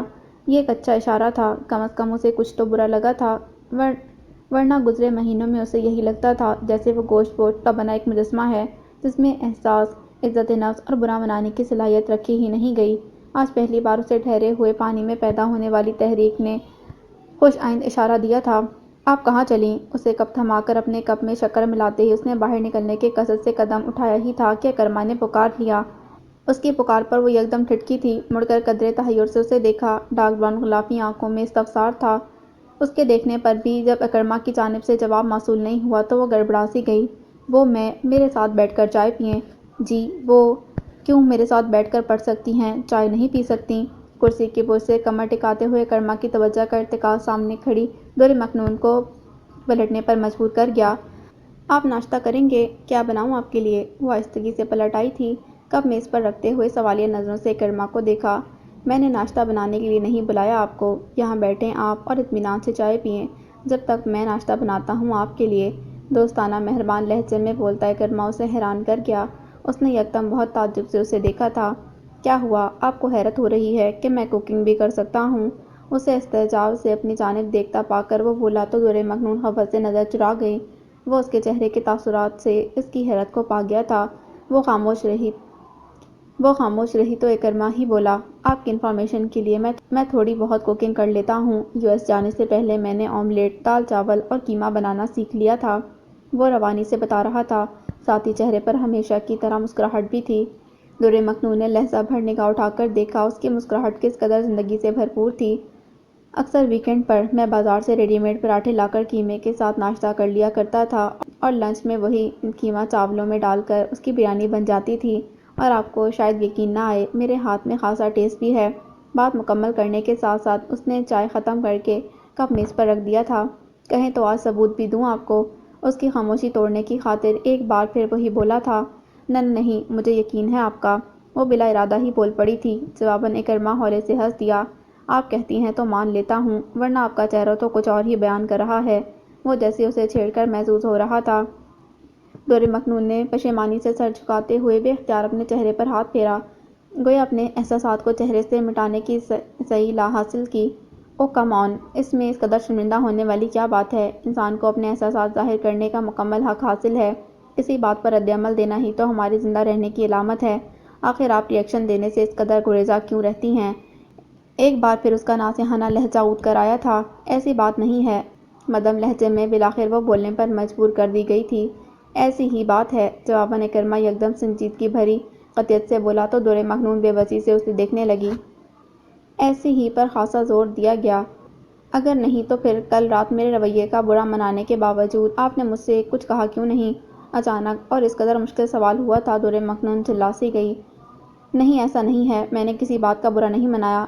اکرما کے اس قدر براہ راست استفسار پر چند لمحوں کے بعد دبے دبے لہجے میں اس نے کہا تھا۔ درحقیقت وہ اکرما سے اس سوال کی توقع نہیں کر رہی تھی۔ بہرحال آپ جو بھی کہیں، مجھے یقین ہے کہ آپ کو میرا کل والا فقرہ برا محسوس ہوا ہے۔ وہ اپنی بات پر اڑا ہوا تھا۔ مجھے نہیں لگتا کہ میں اب کچھ محسوس کر سکتی ہوں، نہ اچھا نہ برا۔ آپ پلیز پرواہ مت کریں۔ بالکل غیر متوقع طور پر دورِ مکنون کی زبان سے فقرہ پھسلا تھا، اور پھر کچھ دیر وہ لب کھینچے اس خاموشی کو محسوس کرتی رہی جو یکدم اس کے اور اکرما کے مابین حائل ہو گئی تھی۔ بڑا ہی احساس سے عاری لہجہ تھا اس کا۔ اپنے بارے میں وہ یوں گویا تھی جیسے کسی بے جان شے کا ذکر کر رہی ہو۔ اکرما ایک ثانیے کے لیے گویا سناٹے میں آ گیا۔ درحقیقت اسے دورِ مکنون سے اس قدر تلخ اور واضح جواب کی امید نہیں تھی۔ کمال ہے، اس قدر گاڑھا فلسفہ کیسے بول لیتی ہیں آپ؟ لگتا ہے فلموں اور کہانیوں سے خاصا شوق رہا ہے۔ اس وقت شعلہ بیان اکرما کو بولنے میں درحقیقت دقت محسوس ہو رہی تھی۔ نہ فلمیں نہ کہانیاں، جب سے اپنی زندگی ایک کہانی بنی ہے تب سے سب کچھ چھوٹ گیا ہے۔ فلمیں اور کہانیاں ہماری تفریح یا پھر عبرت کے لیے ہوتی ہیں، مگر جب اپنا آپ کسی کے لیے وقتی تفریح اور پھر باقی سب کے لیے باعث عبرت بن جائے تو پھر زندگی میں صرف یہ گاڑھا فلسفہ ہی رہ جاتا ہے۔ صحرا میں کیکٹس ہی اگتے ہیں، گلاب نہیں۔ بہت واضح، جامع اور بارہ فقرے کہے گئے تھے۔ لہجہ یوں سرد تھا جیسے سرما کی گزری رات۔ بات مکمل کر کے وہ رکی نہیں تھی۔ ٹھنڈے چائے کا مگ وہیں میز پر چھوڑ کر وہ مضبوط قدموں سے چلتی کچن سے باہر نکل گئی تھی۔ اکرما کو اپنے کانوں اور آنکھوں پر اعتبار نہیں آ رہا تھا۔ کیا یہ سب کچھ واقعی دورِ مکنون نے کہا تھا یا اسے وہم ہوا تھا؟ سامنے پڑی خالی کرسی نظروں کے حصار میں لیے وہ جیسے حیرت سے شرر تھا۔ دیٹس کول، لگتا ہے خاصی محنت کی ہے تم نے۔ پروجیکٹ کی تفصیلات کو اطمینان سے پڑھنے کے بعد لیپ ٹاپ آف کرتے ہوئے ولی نے توصیفی انداز میں کہا۔ جواباً اکرما ہلکی سی مسکراہٹ لبوں پر سجا کر دوبارہ سنجیدہ ہو گیا۔ خیریت تو ہے؟ میں نے کچھ بکا ہے ابھی آپ جناب کی شان میں؟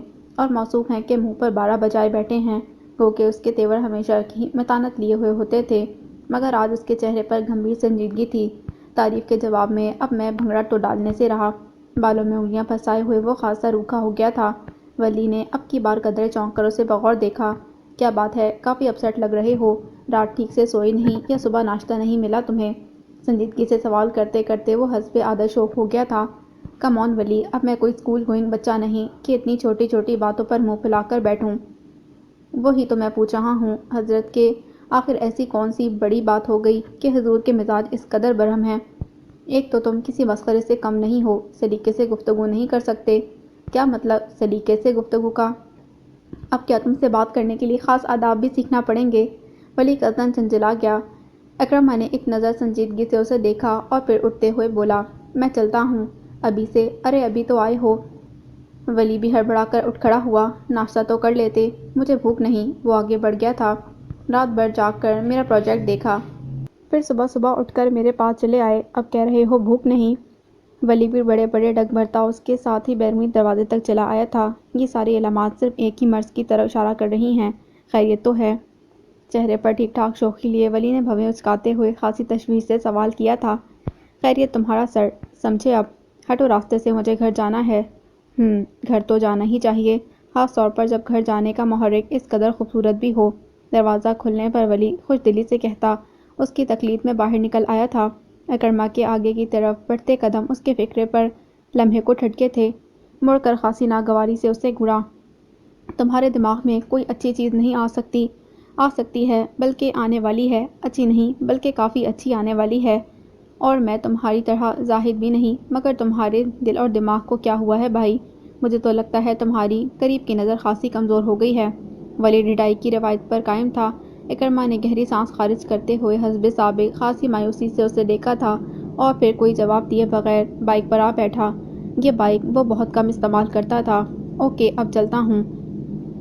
جاؤ اور دادی سے کہنا میں کچھ دنوں میں ان کے پاس آ رہا ہوں۔ خیریت، تمہیں ان سے کیا کام ہے؟ اس نے بھویں اچکا کر استفسار کیا۔ بس کچھ مشورے دینے تھے، اور ایک محاورہ ہے بچہ بغل میں ڈھنڈورا شہر میں، اس کے معنی بھی پوچھنا ہے ان سے۔ نہایت معصومیت سے اس نے آنے کا جواز بتایا تھا۔ اپنے فضول مشورے تم اپنے پاس رکھو، سمجھے؟ اور خبردار جو آئندہ تم نے درِ مکنون کے بارے میں کوئی بے تکی بات کی تو۔ یک بیک اس کے تیور خاصے کشیدہ ہو گئے تھے۔ ولی کی ہنسی بڑی بے ساختہ تھی۔ ویسے آپس کی بات ہے، میں نے موصوفہ کا نام نہیں لیا تھا، لینے کی ضرورت بھی نہیں ہے۔ اس نے اپنی خجالت کو غصے میں چھپایا، آنکھوں میں جیسے تنبیہ تھی۔ ولی کی مسکراہٹ اس کے انداز پر کچھ اور گہری ہو گئی۔ اکرمہ کے پاس سوائے نظر انداز کرنے کے کوئی چارہ نہیں رہ گیا تھا۔ اسے اندازہ ہو گیا تھا کہ اس سے آج کوتاہی ہو گئی ہے۔ ولی کے ہاتھ اس کی کمزوری آ گئی تھی، لہٰذا بہتر یہی جانا کہ فی الفور وہاں سے چلا آئے۔ انسان اپنے حوالوں سے پہچانا جاتا ہے زوی، جیسا برتاؤ آج تم نے میرے ساتھ کیا، اس سے تم ڈی گریڈ ہوئے یا میں، اس کا جواب تم اپنے آپ سے لو۔ بٹ بلیو می، تمہاری خفگی آقا جان اور شہریار ماموں سے ہے، پورے خاندان سے نہیں، خاص طور پر مجھ سے تو بالکل نہیں۔ سیل فون پر آنے والے اس میسج نے زاویار انصاری کے غصے کو آگ پر پانی کا چھیٹا دے مارا۔ پشیمانی کی ایک لہر تھی جس نے لمحے بھر کے لیے اسے ڈبو ڈالا تھا، مگر وہ بھی کیا کرتا؟ اس کی اور انصاری خاندان کے درمیان جو دیوار اس نے کھڑی کی تھی شہرین، اس میں دھیرے دھیرے نقب لگائی جا رہی تھی، اور اس جرم کے لیے اس کو معاف کرنا اتنا آسان نہ تھا۔ مگر وہ اس بات سے بھی واقف تھا کہ شہرین پیچھے ہٹنے والوں میں سے نہیں ہے۔ آغا جان کو چھوڑ کر آنے کے بعد یہ واحد شہرین ہی تھی جس نے ای میل اور دوسری سوشل ویب سائٹس کے ذریعے اس سے رابطہ رکھنے کی ہر ممکن کوشش کی تھی، جسے زاویار کی خاموشی نے ہر بار ناکام بنایا تھا۔ مگر اب یہ سب ہونا دھیرے دھیرے مشکل ہوتا جا رہا تھا۔ اسے معلوم تھا کہ شہرین نہ آغا جان کی قسم کی پابند ہے اور نہ ہی خود زاویار کے حوصلہ شکن رویے سے متاثر ہونے والی۔ شاید اسی وجہ سے آج اس کا مزاج آتشی ہو گیا تھا۔ در حقیقت وہ سوچ بھی نہیں سکتا تھا کہ وہ آسماں لاج میں چلی آئے گی۔ انداز سے صاف ظاہر تھا کہ آسماں اور اس کی یہ پہلی ملاقات نہیں تھی۔ دوستی قائم کرنے میں شہرین کی مہارت سے وہ واقف تھا، اسی لیے یہ بھی خیال گزرا کہ شاید دوسری بار یہاں آئی ہو۔ مگر آسماں نے اس سے ذکر کیوں نہیں کیا، اس بات پر ضرور حیرت ہوئی تھی اسے۔ تاہم اس سے قبل کہ وہ آسماں سے یہ سوال کرتا، شام کو ڈنر ٹیبل پر انہوں نے خود ہی یہ بات چھیڑ دی۔ تمہیں شہرین کے ساتھ ایسا برتاؤ نہیں کرنا چاہیے تھا زوی۔ تمہیں نہیں لگتا کہ تم ضرورت سے زیادہ روڈ تھے؟ آخر کو وہ مہمان تھی ہماری۔ آسماں کے چہرے پر تعصب تھا۔ مہمان وہ ہوتا ہے جسے بلایا جائے، جسے دعوت دی جائے، جبکہ خود زبردستی گلے کا ہار بننے، اسے میری ڈکشنری میں مہمان نہیں کہتے۔ اس کے تیور سخت کشیدہ تھے۔ نظر اٹھائے بغیر برہمی سے جواب دیا تو آسماں نے اسے افسوس کے ساتھ دیکھا۔ محض مہمان ہی نہیں، وہ تمہاری کزن بھی ہے زوی۔ اسے تمہاری فکر تھی، اسی لیے یہاں تک آئی، ورنہ آج کے دور میں کس کے پاس وقت ہے کہ دوسروں کے لیے پریشان ہوتا پھرے۔ اب کہ نرمی سے نصیحت کی، مہران خاموشی سے کھانا کھاتے ہوئے دونوں ماں بیٹے کی گفتگو سن رہا تھا۔ کوئی ضرورت نہیں اسے میری فکر کرنے کی، یوں بھی میں اب کسی سے کوئی تعلق رکھنا نہیں چاہتا۔ اس کا سخت لہجہ قطعیت سے بھرپور تھا۔ ہمارے تعلق نہ رکھنے سے رشتے ختم نہیں ہو جاتے زوی، رشتے نبھانے سے بنے رہتے ہیں، محض تعلق رکھنے سے نہیں۔ دو طرفہ ہوتے ہیں، یک طرفہ نہیں۔ ماں کی بات پر وہ جھلا کر بولا تھا، تو بیٹا جب دوسری جانب سے پیش رفت ہو رہی ہو تو تم بھی غصہ تھوک دو۔ تمہارے آغا جان کتنی بار کال کر چکے ہیں، ان سے بات تو کر لو۔ بس یہ وجہ تھی کہ میں شہرین سے ملنا نہیں چاہتا تھا۔ یکدم اس نے پلیٹ میں چمچ پرکھ دیا۔ مجھ سے پوچھے بغیر اس نے لاہور میرا کانٹیکٹ نمبر دیا، بلکہ یہاں گھر تک چلی آئی، اور آپ غصے سے کہتے۔ اس نے خفگی سے آسماں کے چہرے پر نظر جمائی۔ اور آپ نے بھی مجھ سے اس بات کا ذکر نہیں کیا؟ ہاں، کیونکہ مجھے اندازہ تھا کہ تم اس بات پر خفا ہوگے۔ آسماں کا لہجہ پست تھا۔ میری خفگی کی اگر اتنی ہی فکر تھی تو آپ کو اسے گھر آنے ہی نہیں دینا چاہیے تھا۔ کیا ہو گیا ہے زوی بیٹا؟ تمہاری ناراضگی انصاری انکل اور اپنے پاپا سے شہرین کا کیا قصور ہے؟ تم اس سے بھی خفا ہو؟ شہرین کا کوئی قصور نہیں، بلکہ کسی کا بھی قصور نہیں۔ ساری خطائیں، ساری غلطیاں میری ہیں، اسی لیے میں نے ہی سب کو چھوڑ دیا۔ لہٰذا شہرین کو بھی آپ سمجھا دیں کہ مجھ سے ملنے اور تعلق رکھنے کی زیادہ کوشش نہ کرے۔ وہ بری طرح تلملایا تھا۔ تمہارا کیا خیال ہے؟ کیا وہ میرے کہنے سے باز آ جائے گی؟ آسماں نے رسانیت سے مسکرا کر پوچھا، تو وہ چند لمحے ان کی جانب یوں ہی دیکھتا رہا۔ نہیں زوی، اچھے دوست اپنے دوستوں کو کبھی اکیلا نہیں چھوڑتے۔ تمہارے درست رویے کے باوجود وہ تم سے رابطہ رکھتی ہے، کیونکہ اس کے دل میں خلوص ہے تمہارے لیے۔ لہٰذا بیٹا تم بھی منفی سوچوں کو خود سے الگ کر دو اور پرخلوص دوست کا ہاتھ تھام لو۔ شہرین بہت اچھی بچی ہے، مجھے اس سے مل کر بہت اچھا لگا ہے۔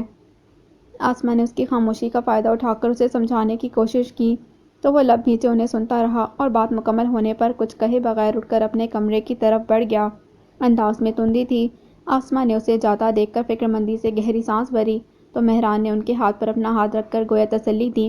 ریلیکس، کسی بھی اچانک تبدیلی کو قبول کرنے کی عادت نہیں ہے برو کو۔ آپ بھی خود کو پرسکون رکھیں۔ ہوتی ہے اپنی اپنی nature, he is like that, مگر آہستہ آہستہ وہ ٹھیک ہو جائیں گے، یقین رکھیں۔ مہران کے لبوں پر امید افزا مسکراہٹ تھی۔ آسماں بیٹے کی فکر جتانے پر اداسی سے مسکرائیں۔ اللہ ایسا ہی کرے۔ میری دعا ہے کہ اللہ اسے خوشی اور سکون عطا کرے۔ آمین۔ ماں کے دعا کرنے پر مہران نے خلوص سے آمین کہا تو آسماں کے لبوں پر مسکراہٹ گہری ہو گئی۔ شام ڈھلنے میں ابھی کافی وقت تھا، تاہم سردی کی شدت میں ابھی سے اضافہ ہونے لگا تھا۔ ایسے موسم میں لان میں پڑی کین کی کرسی پر براجمان مظفر شیرازی جیسے موسم کی شدت سے بے نیاز خود میں گم بیٹھے تھے۔ چائے کپ کی ٹھنڈی ہو چکی تھی، مگر وہ مطلق متوجہ نہ تھے۔ کچن کی کھڑکیوں سے لان کی یہ سائٹ صاف نظر آتی تھی۔ دورِ مکنون نے ایک بار نہیں کئی بار دیکھا، مگر مظفر صاحب یوں ہی ہاتھ پر ہاتھ دھرے اپنے خیالات میں مستغرق تھے۔ چائے تو ٹھنڈی ہو گئی ہوگی، اور انکل تو صرف گرم چائے پیتے ہیں، اس نے سوچا، اور رات کے کھانے کے لیے بننے والے چاول کو دم پر رکھتے ہوئے برنر پر ایک کپ چائے بننے رکھ دی۔ چند منٹوں بعد جب وہ بھاپ اڑاتی گرین ٹی لے کر باہر لان میں آئی تو مظفر صاحب ہنوز چپ چاپ بیٹھے تھے۔ ان کے سنرسیدہ چہرے پر حزن و ملال کے ساتھ ساتھ بے تحاشا تھکن اور قدرے مایوسی پھیلی ہوئی تھی۔ ردا باجی کی جدائی سے کس قدر پریشان ہیں بیچارے۔ سچ ہے، لڑکی کا باپ ہونا کس قدر پریشان کن بات ہے۔ لمحے بھر کے لیے بابا کا چہرہ ان کی آنکھوں کے سامنے آیا تھا۔ اس نے پلکیں جھپک کر سامنے نظریں جمائیں تو مظفر انکل اسے بالکل بابا کی طرح دکھائی دیے۔ انکل چائے۔ اس کے نزدیک آنے پر وہ نہیں چونکے تو اسے کہنا ہی پڑا۔ وہ بدقت اپنے خیالات سے باہر آئے۔ اسے سامنے دیکھ کر آنکھوں میں شفقت کے ساتھ ساتھ تشکر بھی ابھرا۔ بہت شکریہ بیٹا، میں تو چائے پینا بھول ہی گیا تھا، اسی لیے میں یہ گرم بنا لائی ہوں، وہ آہستگی سے بولی تھی۔ خوش رہو، آباد رہو۔ جھک کر کین کی ٹیبل پر کپ رکھتی درِ مکنون کے سر پر شفقت سے تھپکتے ان کے لبوں پر بے اختیار نکلا تھا، بیٹا 2 منٹ اپنے انکل کے پاس بیٹھو گی؟ کپ رکھ کر وہ جانے کو تھی، انہوں نے بڑی ملائمت سے کہا تھا۔ وہ ناچار بیٹھ گئی۔ آج صبح کرما کو جس قسم کا جواب وہ دیکھ کر آئی تھی، اسے اپنے آپ سے خوف آنے لگا تھا۔ گزرے سالوں میں اس کی جو صلاحیت سب سے زیادہ متاثر ہوئی تھی وہ گویائی تھی۔ اس کی سمجھ میں ہی نہیں آتا تھا کہ وہ سامنے والے کی بات یا سوال کا کیا جواب دے۔ ہر دوسری صورت میں خاموشی ہی ہتھیار تھا اس کا، مگر آج اسے خود پر حیرت ہوئی تھی، وہ کیسے وہ سب کچھ کہہ آئی تھی جو آج تک اس نے صرف سوچا تھا۔ تم یہاں ٹھیک ہو بیٹا؟ اس کے بیٹھنے پر وہ بڑی آس سے پوچھ رہے تھے۔ درِ مکنون نے سر اس بات میں ہلا دیا، تاہم مظفر صاحب کی آنکھوں کی اداسی یکدم بہت بڑھ گئی تھی۔ پھیکی سی مسکراہٹ لبوں پر لانے کی کوشش میں وہ اور بھی رنجیدہ لگنے لگے تھے۔ درِ مکنون نے محسوس کیا وہ بہت دکھی تھے۔ تمہاری پڑھائی کیسی چل رہی ہے؟ جی اچھی ہے۔ کرما کے وے آف ٹیچنگ سے کوئی شکایت تو نہیں؟ سر نفی میں ہلا دیا۔ مجھے امید ہے کرما تمہاری اسٹڈیز میں بہت ہیلپ فل رہے گا، وہ اچھا ٹیچر ہے، اور ردا اور سیف نے ہمیشہ اسی سے پڑھا ہے، اور ہمیشہ ہی اچھا رزلٹ لائے ہیں، جبکہ میری بیٹی تو بے حد ذہین بھی ہے۔ وہ انتہائی شفقت اور اپنائیت سے کہہ رہے تھے۔ وہ مروتاً مسکرا دی۔ میں نے تمہارے لیے بہت اچھے اچھے خواب دیکھے ہیں بیٹا، اللہ کا کرم رہا تو انشاءاللہ تم بہت آگے جاؤ گی۔ میں جانتا ہوں سائرہ بیگم کا مزاج بہت تلخ ہے، مگر یقین کرو وہ دل کی بری نہیں ہے، بس ذرا زبان کی سخت ہیں۔ مجھے یقین ہے میری بیٹی کا دل سمندر جتنا وسیع ہے، وہ یہ سب نظر انداز کر دے گی۔ عجیب بے بسی اور پشیمانی سے لبریز لہجہ تھا۔ میں ٹھیک ہوں انکل، میمی خالہ سے کوئی شکایت نہیں۔ ہر بار اسی موضوع پر اس کا سر شرمندگی سے جھک جاتا تھا۔ دونوں میاں بیوی کے درمیان اس کا وجود وجہ تنازع ہے۔ وہ اس حقیقت سے آگاہ تھی، اس کے بس میں ہوتا تو وہ خود کو ان دونوں کی زندگی سے کہیں بہت دور لے جاتی، مگر وائے قسمت کہ اس کی دسترس میں کچھ نہیں تھا۔ اپنی بے بسی اور قسمت کی ستم ظریفی کا شکوہ وہ کس سے کرتی؟ جاتی بھی تو کہاں؟ ماما اور بابا نے کبھی کسی رشتہ دار کے بارے میں بتایا ہی نہیں تھا، سوائے مظفر صاحب کے ایک چچا تھے جو دیار غیر میں زندگی گزار رہے تھے۔ ابتدا میں تو اسے یہی بتایا گیا کہ مظفر شیرازی جو ہر ماہ ان سے ملنے آتے ہیں اور اس کے لیے ڈھیروں کھلونے لاتے ہیں، اس کے بابا کے بہترین دوست ہیں۔ پھر جوں جوں وہ بڑی ہوتی گئی اس کی معلومات میں اضافہ ہوتا گیا۔ بیگم سائرہ کو اس نے یہاں آنے سے قبل کبھی نہیں دیکھا تھا، تاہم وہ یہ جان گئی تھی کہ وہ ماما کی سوتیلی بہن ہے۔ ان دونوں کے درمیان اتنے فاصلے کس لیے ہیں، کیوں ہیں، اور ان کے کیا محرکات ہیں، یہ سب جاننے کی نہ اسے فرصت تھی نہ خواہش، اس لیے چند ایک بار کے بعد اس نے ماما سے ان کی سوتیلی بہنوں کے بارے میں کبھی سوال نہیں کیا۔ پھر کچھ سال گزرے، وہ سب لوگ بابا کی پوسٹنگ کے نتیجے میں لاہور چلے گئے، اور یوں ہر ماہ آنے والے مظفر انکل کو وہ قدرے بھولتی گئی جو سال دو سال بعد کبھی کبھار لاہور کا چکر لگاتے تو ان سے ملنے آ جایا کرتے تھے۔ مگر جب سے وہ یہاں آئی تھی، مظفر انکل اسے اسی پدرانہ شفقت سے پیش آتے جو بابا کی زندگی میں بھی ہر بار ملنے پر ان کے رویے سے جھلکتی تھی۔ اب زندگی جس اندھیرے عقوبت خانے سے نکال کر اسے یہاں لے آئی تھی، اسی روشنی بھری پناہ گاہ کے اصل ستون مظفر شیرازی ہی تھے، اور وہ اپنے محسن کے سامنے ندامت سے سر جھکا لیا کرتی تھی کہ ان کی زندگی کو ڈسٹرب کرنے والی اس کی اپنی ذات مجبوریوں کے ایک ایسے زندان میں قید تھی جس سے رہائی کی اسے کوئی صورت نظر نہیں آتی تھی۔ ابھی بھی اس نے سائرہ بیگم کے بارے میں کوئی غلط بیانی نہیں کی تھی، اسے حقیقتاً ان سے کوئی شکایت نہیں تھی۔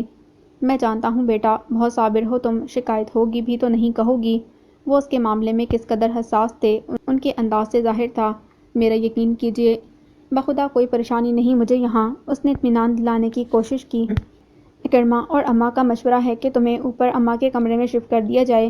تم کہو بیٹا، تمہارا کیا خیال ہے؟ ان کے استفسار پر وہ کچھ حیران سی رہ گئی۔ اکرمہ اور دادی نے تو اس بارے میں کچھ کہا نہیں تھا، جیسا آپ صحیح سمجھے۔ تمہیں کوئی اعتراض تو نہیں بیٹا؟ وہ فکرمندی سے پوچھ رہے تھے۔ جواباً اس نے نفی میں سر ہلا دیا۔ کل سے وہ خاصی محتاط تھی۔ اکرمہ کا سامنا کرنے کے خیال سے اس کے ماتھے پر سردی میں بھی پسینہ آ گیا۔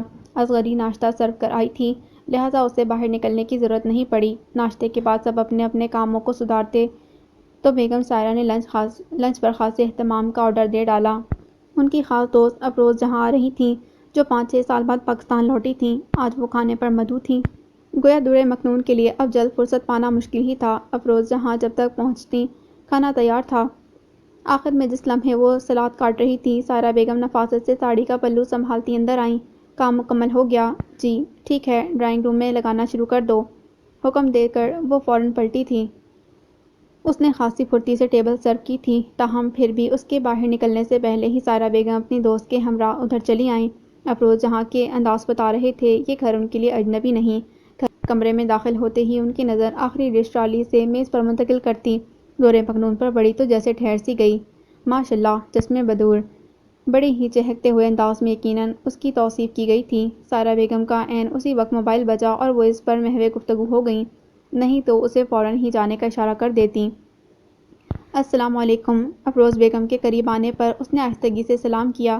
درحقیقت ان کی پرشوق ستائشی نظریں اور ساتھ ہی سائرہ بیگم کی وہاں موجودگی اسے گھبراہٹ میں مبتلا کر رہی تھی۔ وعلیکم السلام، جیتی رہو، خوش رہو، دودھو نہاؤ، پھوتو پھلو۔ 2 قدم بڑھا کر وہ نہ صرف اس کے پاس چلی آئیں بلکہ آگے بڑھ کر اس کا ماتھا بھی چوم لیا۔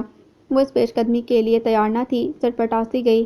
اسی اثناء میں سائرہ بیگم بعجلت گفتگو موقوف کر کے تیز قدموں سے ان کی طرف بڑھ آئیں۔ اوہ سائرہ، یہ کیا شاہکار تخلیق کیا ہے تم نے! دوستانہ بے تکلفی سے اب وہ سائرہ بیگم سے مخاطب تھیں۔ یہ اپنی ردا ہے نا؟ ستائشی فقرے کے فوراً بعد سوال کیا، لہجے میں قدرے بے اعتمادی تھی، جیسے اس کے ردا ہونے پر یقین نہ ہو، نہیں یہ دور مکنون ہے۔ بمشکل چہرے پر مسکراہٹ لاتے ہوئے انہوں نے تعارف کروایا۔ دور مکنون کے لیے ان کی آنکھوں میں اتری ناگواری پڑھ لینا مشکل نہ تھا۔ وہ خود یہاں سے بھاگ جانا چاہتی تھی، مگر بیگم افروز جہاں اس کا ہاتھ اپنے ہاتھ میں لیے کچھ اس طرح لاپرواہی سے کھڑی تھیں کہ وہ بے بس ہو گئی تھی۔ دور مکنون، نام بھی اس قدر خوبصورت جتنی کہ یہ خود۔ ویسے سچ بتاؤ یہ مکمل حسن کہاں سے دریافت کیا؟ اب وہ اس کے سرخ پڑتے چہرے پر آئی لٹ مٹاتے ہوئے پوچھ رہی تھیں۔ دور مکنون ہونٹ کاٹتے ہوئے بے بس اور شرمندہ سی کھڑی تھی۔ سائرہ بیگم کے چہرے پر یکدم خوشمکی تاثر ابھرا جسے انہوں نے بمشکل مسکراہٹ میں چھپایا۔ سب تفصیل ابھی جان لوگی کیا؟ ارے کچھ موضوعات کھانے کے بعد کے لیے بھی بچا رکھو۔ چلو جلدی سے بیٹھو، دیکھو تو کھانا ٹھنڈا ہو رہا ہے۔ افروز جہاں کو کھانے کی طرف متوجہ کرتے انہوں نے جنبش ابرو سے اسے وہاں سے جانے کا اشارہ دیا، اور اس بار اس نے کوئی غلطی نہیں کی، باہر آ کر ہی دم لیا۔ تو ردا ہے کہاں؟ 5 سال سے اسے دیکھا ہی نہیں۔ جبھی دور مکنون پر اس کا گمان ہوا مجھے۔ وہ پارلر گئی ہے، اس کی اپائنٹمنٹ تھی آج، ورنہ تم سے ملنے کو بے چین تھی۔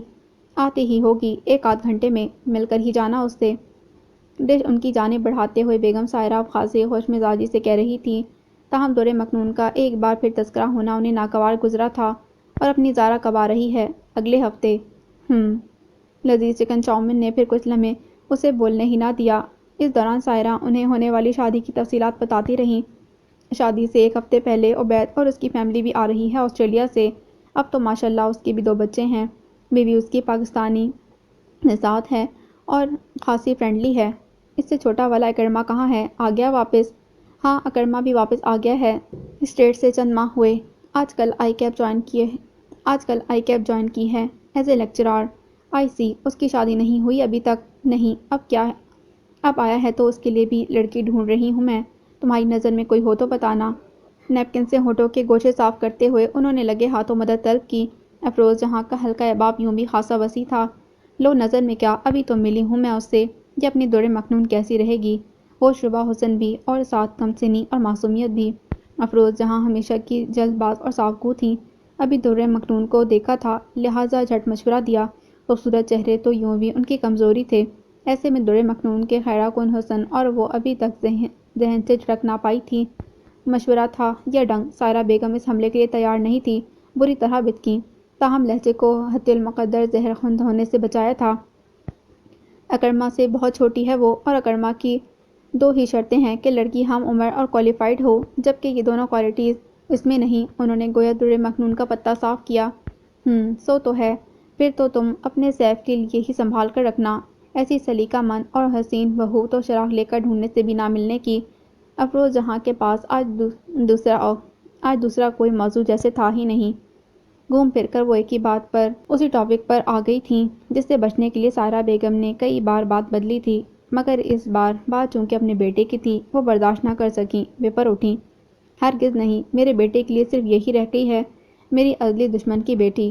وہ گویا پھنکارنے لگی تھیں۔ افروز بیگم ایک ثانیے کے لیے جہاں کی تہاں رہ گئیں۔ کیا مطلب؟ کس کی بیٹی ہے دور مکنون؟ ان کے چہرے کے کشیدہ تاثرات دیکھتے ہوئے بالآخر انہوں نے آہستہ سے سوال کیا۔ صوفیہ کی بیٹی ہے یہ، صوفیہ کی، وہ جیسے زہر میں ڈوبتے ہوئے بولی تھیں۔ لہجہ خار خار اور لفظ انگارہ انگارہ تھے۔ افروز بیگم کے لیے یہ خبر خاصے دھچکے کی باعث تھی۔ وہ سوچ بھی نہیں سکتی تھیں کہ صوفیہ کی اولاد سائرہ کے گھر میں رہ رہی ہوگی، مگر یہ سب ہوا کیسے؟ اس کے پیرنٹس کہاں ہیں؟ اس بار انہوں نے قصداً کسی کا بھی نام لیے بغیر استفسار کیا۔ ایک حادثے کا شکار ہو گئے دونوں، تو مظفر اسے یہاں لے آئے۔ تمہیں تو معلوم ہی ہے مظفر کا فرسٹ فرینڈ تھا، آخری وقت میں انہوں نے فون کر کے بلایا اور یہ ذمہ داری ہمارے گلے ڈال کر دنیا سے رخصت ہو گیا وہ شخص۔ سائرہ بیگم کا کلیجہ جلا ہوا تھا۔ اتنے عرصے بعد غمگسار اور مزاج آشنا دوست ملی تو سب کہہ گئیں، تم نے منع نہیں کیا مظفر کو؟ منع؟ وہ مزید زہر خون ہوئیں۔ تمہیں کیا لگتا ہے مظفر منع ہونے والوں میں سے ہیں؟ انہیں تو چیریٹی کا ازلی شوق ہے، خاص طور پر میرے دشمنوں کی احوال پرسی کرنے میں گویا 10 گنا زیادہ ثواب کماتے ہیں وہ اپنی 32 سالہ ازدواجی زندگی میں۔ بس اسی ایک نکتے پر ہمیشہ ان کا مظفر شیرازی سے اختلاف رہا۔ جتنا وہ صوفیہ اور اس کے خاندان سے دور رہنا چاہتی تھی، مظفر اپنے درینہ دوست سے اسی قدر رابطہ رکھا کرتے، گو کہ انہوں نے کبھی بھی سائرہ کو مجبور نہیں کیا، مگر ان کی ناپسندیدگی محسوس کرنے کے باوجود خود ملنا جلنا بھی نہ چھوڑا۔ لیکن جہاں تک میں جانتی ہوں صوفیہ کے ایک جیٹ بھی تو تھے، تو پھر دور مکنون کو اس کے تایا کے پاس کیوں نہیں بھیجا؟ سویٹ ڈش چکھتے ہوئے وہ پوچھ رہی تھیں۔ سائرہ بیگم موڈ خراب ہونے کے باوجود مسلسل ان کی پلیٹ میں کچھ نہ کچھ ڈالے جا رہی تھیں۔ ہاں ہیں تو، مگر چند سال ہوئے پیرالائزڈ ہو گئے ہیں، آج کل مانچسٹر میں ہوتے ہیں، ان کی اولاد انہی کا بوجھ اٹھائی بہت ہے۔ انہوں نے تو معذرت کر لی تھی۔ ادھر ہمارے شوہر مظفر صاحب تو یوں بھی تیسری بیٹی کی شادی سے فارغ ہونے والے تھے، تو انہوں نے مزید ایک ڈھول گلے میں ڈال لیا۔ مظفر اصل میں بہت خدا ترس انسان ہیں، دیکھنا ایک یتیم کو پالنے کا کتنا اجر ملے گا انہیں۔ افروز جہاں متاثر ہو کر بولی تو سارا بیگم درخے بنا نہ رہ سکیں۔ اچھا تو کیا سارا اجر انہیں ہی ملے گا؟ اور جو سارا دن میں اسے دیکھ دیکھ کر جلتی ہوں، میری قربانی کی کیا کوئی اہمیت نہیں؟ جھلس کر بولی۔ جواباً افروز جہاں بے ساختہ ہنس پڑی۔ نہیں بھئی، تمہاری قربانی تو واقعی تحسین کے لائق ہے، بلکہ میں تو یوں کہوں گی، مظفر نے جس آزمائش میں تمہیں اتارا ہے، تم واقعی اس سے سرخ رو نکلی ہو، ورنہ صوفیہ کی اولاد کو یوں نظر کے سامنے رکھتیں۔ شوخی سے کہتے کہتے وہ سنجیدہ ہو گئی تھیں۔ صوفیہ کی بدولت جس دکھ اور اذیت کے دریا کو پار کر کے آج سائرہ یہاں کھڑی تھیں، وہ افروز جہاں کی یادداشت میں آج بھی تازہ تھا۔ تم اسے خدا ترسی کہو یا مظفر کی خاطر پیا جانے والا کڑوا گھونٹ، در مکنون اب میری ذمہ داری بنا دی گئی ہے، اور نہ چاہتے ہوئے بھی میں اسے برداشت کرنے پر مجبور ہوں۔ تو کیوں کر رہی ہو برداشت؟ ضرورت کیا ہے تمہیں؟ افروز جہاں کے چہرے پر یکدم کوئی خاص تاثر پھیل گیا تھا۔ نیپکن سے ہاتھ صاف کر کے وہ اب کرسی کی آرام دہ پشت سے ٹیک لگا کر بیٹھ گئیں۔ ان کے انداز میں کچھ تھا۔ سائرہ بیگم چونکی۔ کیا مطلب تمہارا؟ اب کیا اس کا ہاتھ پکڑ کر باہر نکال کھڑا کروں؟ ایسے کیسے چلتا کر دوں اس کو؟ آخر کو سوسائٹی میں منہ دکھانا ہے، پورا خاندان ہرزہ سرائی کرے، یہ مجھے قبول نہیں۔ پھر خدا ترسی بھی کوئی چیز ہے؟ میں 3 بیٹیوں کی ماں ہوں، ان کے انلاز بھی مجھے ہی فیس کرنے ہیں، سب جانتے ہیں کہ اب یہ ہمارے گھر رہتی ہے۔ سائرہ بیگم کی سوچ ان کے مزاج کی عکاس تھی، جسے لفظوں میں ڈھالتے ہوئے انہیں ذرا ہچکچاہٹ نہ ہوئی۔ اوہو بھئی، یوں ہاتھ پکڑ کر باہر نکالنے کی بات نہیں کر رہی میں۔ ارے لڑکی خوبصورت ہے، بلکہ ضرورت سے زیادہ حسین ہے، ایسے میں رشتہ تلاش کرو اس کا اور کسی اچھے خاندان میں بیاہ دو، فرض کا فرض ادا ہو جائے گا، اور دوسرے تمہاری پریشانی بھی رفع ہو جائے گی۔ جہاں تک میرا خیال ہے تم اگر آج اسے اپنے سرکل میں لے کر آؤ تو کل 20 رشتے لائن میں لگ جائیں گے۔ وہ کیا کہتے ہیں، حسن آپ اپنی دلیل ہوتا ہے، بس تم ذرا سوتیلے رشتے کے روایتی عناد سے باہر آ کر سوچو تو کچھ بھی مشکل نہیں۔ افروز جہاں نے جیسے انہیں راہ سجائی۔ سائرہ بیگم ان کی بات پر ایک لمحے کے لیے چپ سی رہ گئیں۔ اب ان سے کیا کہتیں در مکنون کس المیے سے گزری ہے؟ دیکھتی ہوں، کرتی ہوں کچھ، ابھی تو چھوٹی ہے۔ بات ٹالنے کی خاطر انہوں نے قصداً لاپرواہی سے کہا۔ دسمبر کی سردیوں کی دھوپ ہلکی سی تمازت لیے ہوئی تھی۔ لان کا زمردی فرش خزاں کے بعد کسی حد تک زردی مائل رنگ میں تبدیل ہو چکا تھا۔ لان کے دائیں جانب مصنوعی فوارے اور راک سٹونز کی خوبصورت ارینجمنٹ تھی، اور اس کے ساتھ ہی سدا بہار پودوں کی خوشنما کیاریاں تھیں۔ وہ لان کی سیڑھیوں سے اتر کر وہیں پھولوں کے کنج کے پاس بیٹھی۔ یہاں آنے کے بعد اسے لان کے گوشے میں بیٹھنا ہمیشہ سکون آور لگتا تھا۔ اس وقت وہ سائرہ بیگم کے رویے سے دل پر چھائی کثیف سی اداسی دور کرنے کی غرض سے ادھر چلی آئی تھی۔ آج اگر اس کی ماما زندہ ہوتیں تو افروز بیگم کے لبوں سے اس کی مداح سرائی سن کر خوشی سے پھولے نہ سما رہی ہوتیں، جبکہ سائرہ بیگم کس قدر ناراض ہو رہی تھیں۔ ان کے لیے در مکنون کے وجود کو ہی نہیں بلکہ اس کی تعریف کو بھی برداشت کرنا دشوار تھا۔ اپنے گھر کے لان میں بھی وہ اکثر اسی طرح گھٹنوں پر ٹھوڑی ٹکا کر بیٹھ جایا کرتی تھی۔ وہ گھر شیرازی ولاس کی طرح بے شک 2 کنار پر پھیلا ہوا نہیں تھا، نہ ہی اس کا لان اتنا وسیع و عریض تھا۔ ہاں مگر شاید وہاں کے پھولوں کے رنگ یہاں کے پھولوں کے رنگوں سے زیادہ گہرے اور شوخ تھے، اور خوشبو بھی یہاں کے پھولوں سے زیادہ بھینی بھینی ہوتی تھی۔ اس نے سوچا اور سر گھٹنوں پر ٹکا دیا۔